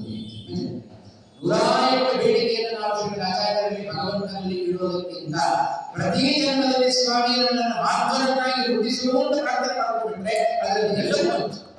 ಮನುಷ್ಯರಾಗಬೇಕು, ವೈಷ್ಣವರಾಗಬೇಕು, ಬ್ರಾಹ್ಮಣರಾಗಬೇಕು, ಧನಂತರಲ್ಲಿ ಮಾಧ್ವರಾಗಿ ಆಗೊಮ್ಮೆ ಈಗೊಮ್ಮೆ ಆದರೂ ಭಗವಂತನನ್ನು ಚಿಂತನೆ ಮಾಡುವ ಸ್ವಭಾವ ಅದು ಬರುವಂತೆ ಆಗುವುದು ನಮಗೆ ಶ್ರೀರಾಚಾರ್ಯ ಗುರುಗಳಾದ ಮಾತ್ರ. ಹಾಗಾಗಿ ಅಕ್ರಮಂ ಭಂಗರಹಿತಂ ಅಜಡಂ ವಿಮಲಂ ಸದಾ ಆನಂದತೀರ್ಥ ಮಧುರಂ ಭಜೆ ತಾಪತ್ರಯಾರ್ಥಂ. ಸುಲಭವಾಗಿ ನಾವು ಈ ಶ್ಲೋಕವನ್ನು ಹೇಳುತ್ತೇವೆ. ಯಾವುದೇ ಶ್ಲೋಕವನ್ನು ನಾವು ಹೇಳಬೇಕಾದರೂ ಅದರ ಅರ್ಥ ಅನುಸಂಧಾನಪೂರ್ವಕವಾಗಿ ನಾವು ಶ್ರೀರಾಚಾರ್ಯರನ್ನ ಅಥವಾ ಭಗವಂತನನ್ನು ನಾವು ಚಿಂತನೆ ಮಾಡಿದರೆ ಅದರಿಂದ ನಾವು ಪರಮಾನುಗ್ರಹವನ್ನು ಸಂಪಾದನೆ ಮಾಡಲಿಕ್ಕೆ ಸಾಧ್ಯ ಎಂಬುದಾಗಿ ಮತ್ತು ನವರಾತ್ರಿಯ ಶುಭ ಸಂದರ್ಭದಲ್ಲಿ ಈ ಒಂದು ನಾವು ಕೂಡ ಜ್ಞಾನ ಸೇವೆಯನ್ನ ನಡೆಸಲಿಕ್ಕೆ, ರಾಯರ ಸನ್ನಿಧಾನದಲ್ಲಿ ನಡೆಸಲಿಕ್ಕೆ ಭಗವಂತ ಅನುಗ್ರಹವನ್ನು ಮಾಡಿದ್ದಾನೆ. ವಾಯುದೇವರ ಅನುಗ್ರಹ, ಭಗವಂತನ ಅನುಗ್ರಹವನ್ನು ಅಪೇಕ್ಷೆ ಪಡುತ್ತಾ ಒಂದು ಜ್ಞಾನ ಕಾರ್ಯದಲ್ಲಿ ಅವಕಾಶವನ್ನು ಮಾಡಿಕೊಡುವ ಎಲ್ಲರಿಗೂ ಕೂಡ ಕೃತಜ್ಞತೆಗಳನ್ನು ನಾನು ಸಲ್ಲಿಸ್ತಾ ಇದ್ದೇನೆ. ಅದರಂತೆ ನಡೆದ ಅನೇಕ ಶ್ರೋತೃಗಳು ಕೂಡ ಎಲ್ಲರೂ ಆಸಕ್ತಿಯಿಂದ ಶ್ರೀರಾಚಾರ್ಯರನ್ನ ಆಚಾರ್ಯರ ಆ ಗುಣಗಳನ್ನು ನಾವೆಲ್ಲರೂ ಕೂಡ ಮಾಡಿದ್ದೀವಿ. ಎಲ್ಲರಿಗೂ ದೈವಾಯ ಅನುಗ್ರಹ ಆಗಲಿ ಎಂಬುದಾಗಿ ಪ್ರಾರ್ಥನೆಯನ್ನು ಮಾಡುತ್ತಾ 4 ಮಾತುಗಳನ್ನು ಗುರುಗಳ ಅಂತರ್ಯಾಮಿಯನ್ನು ಭಗವಂತನಿಗೆ ಸಮರ್ಪಣೆ ಮಾಡ್ತಾ ಇದ್ದೇನೆ.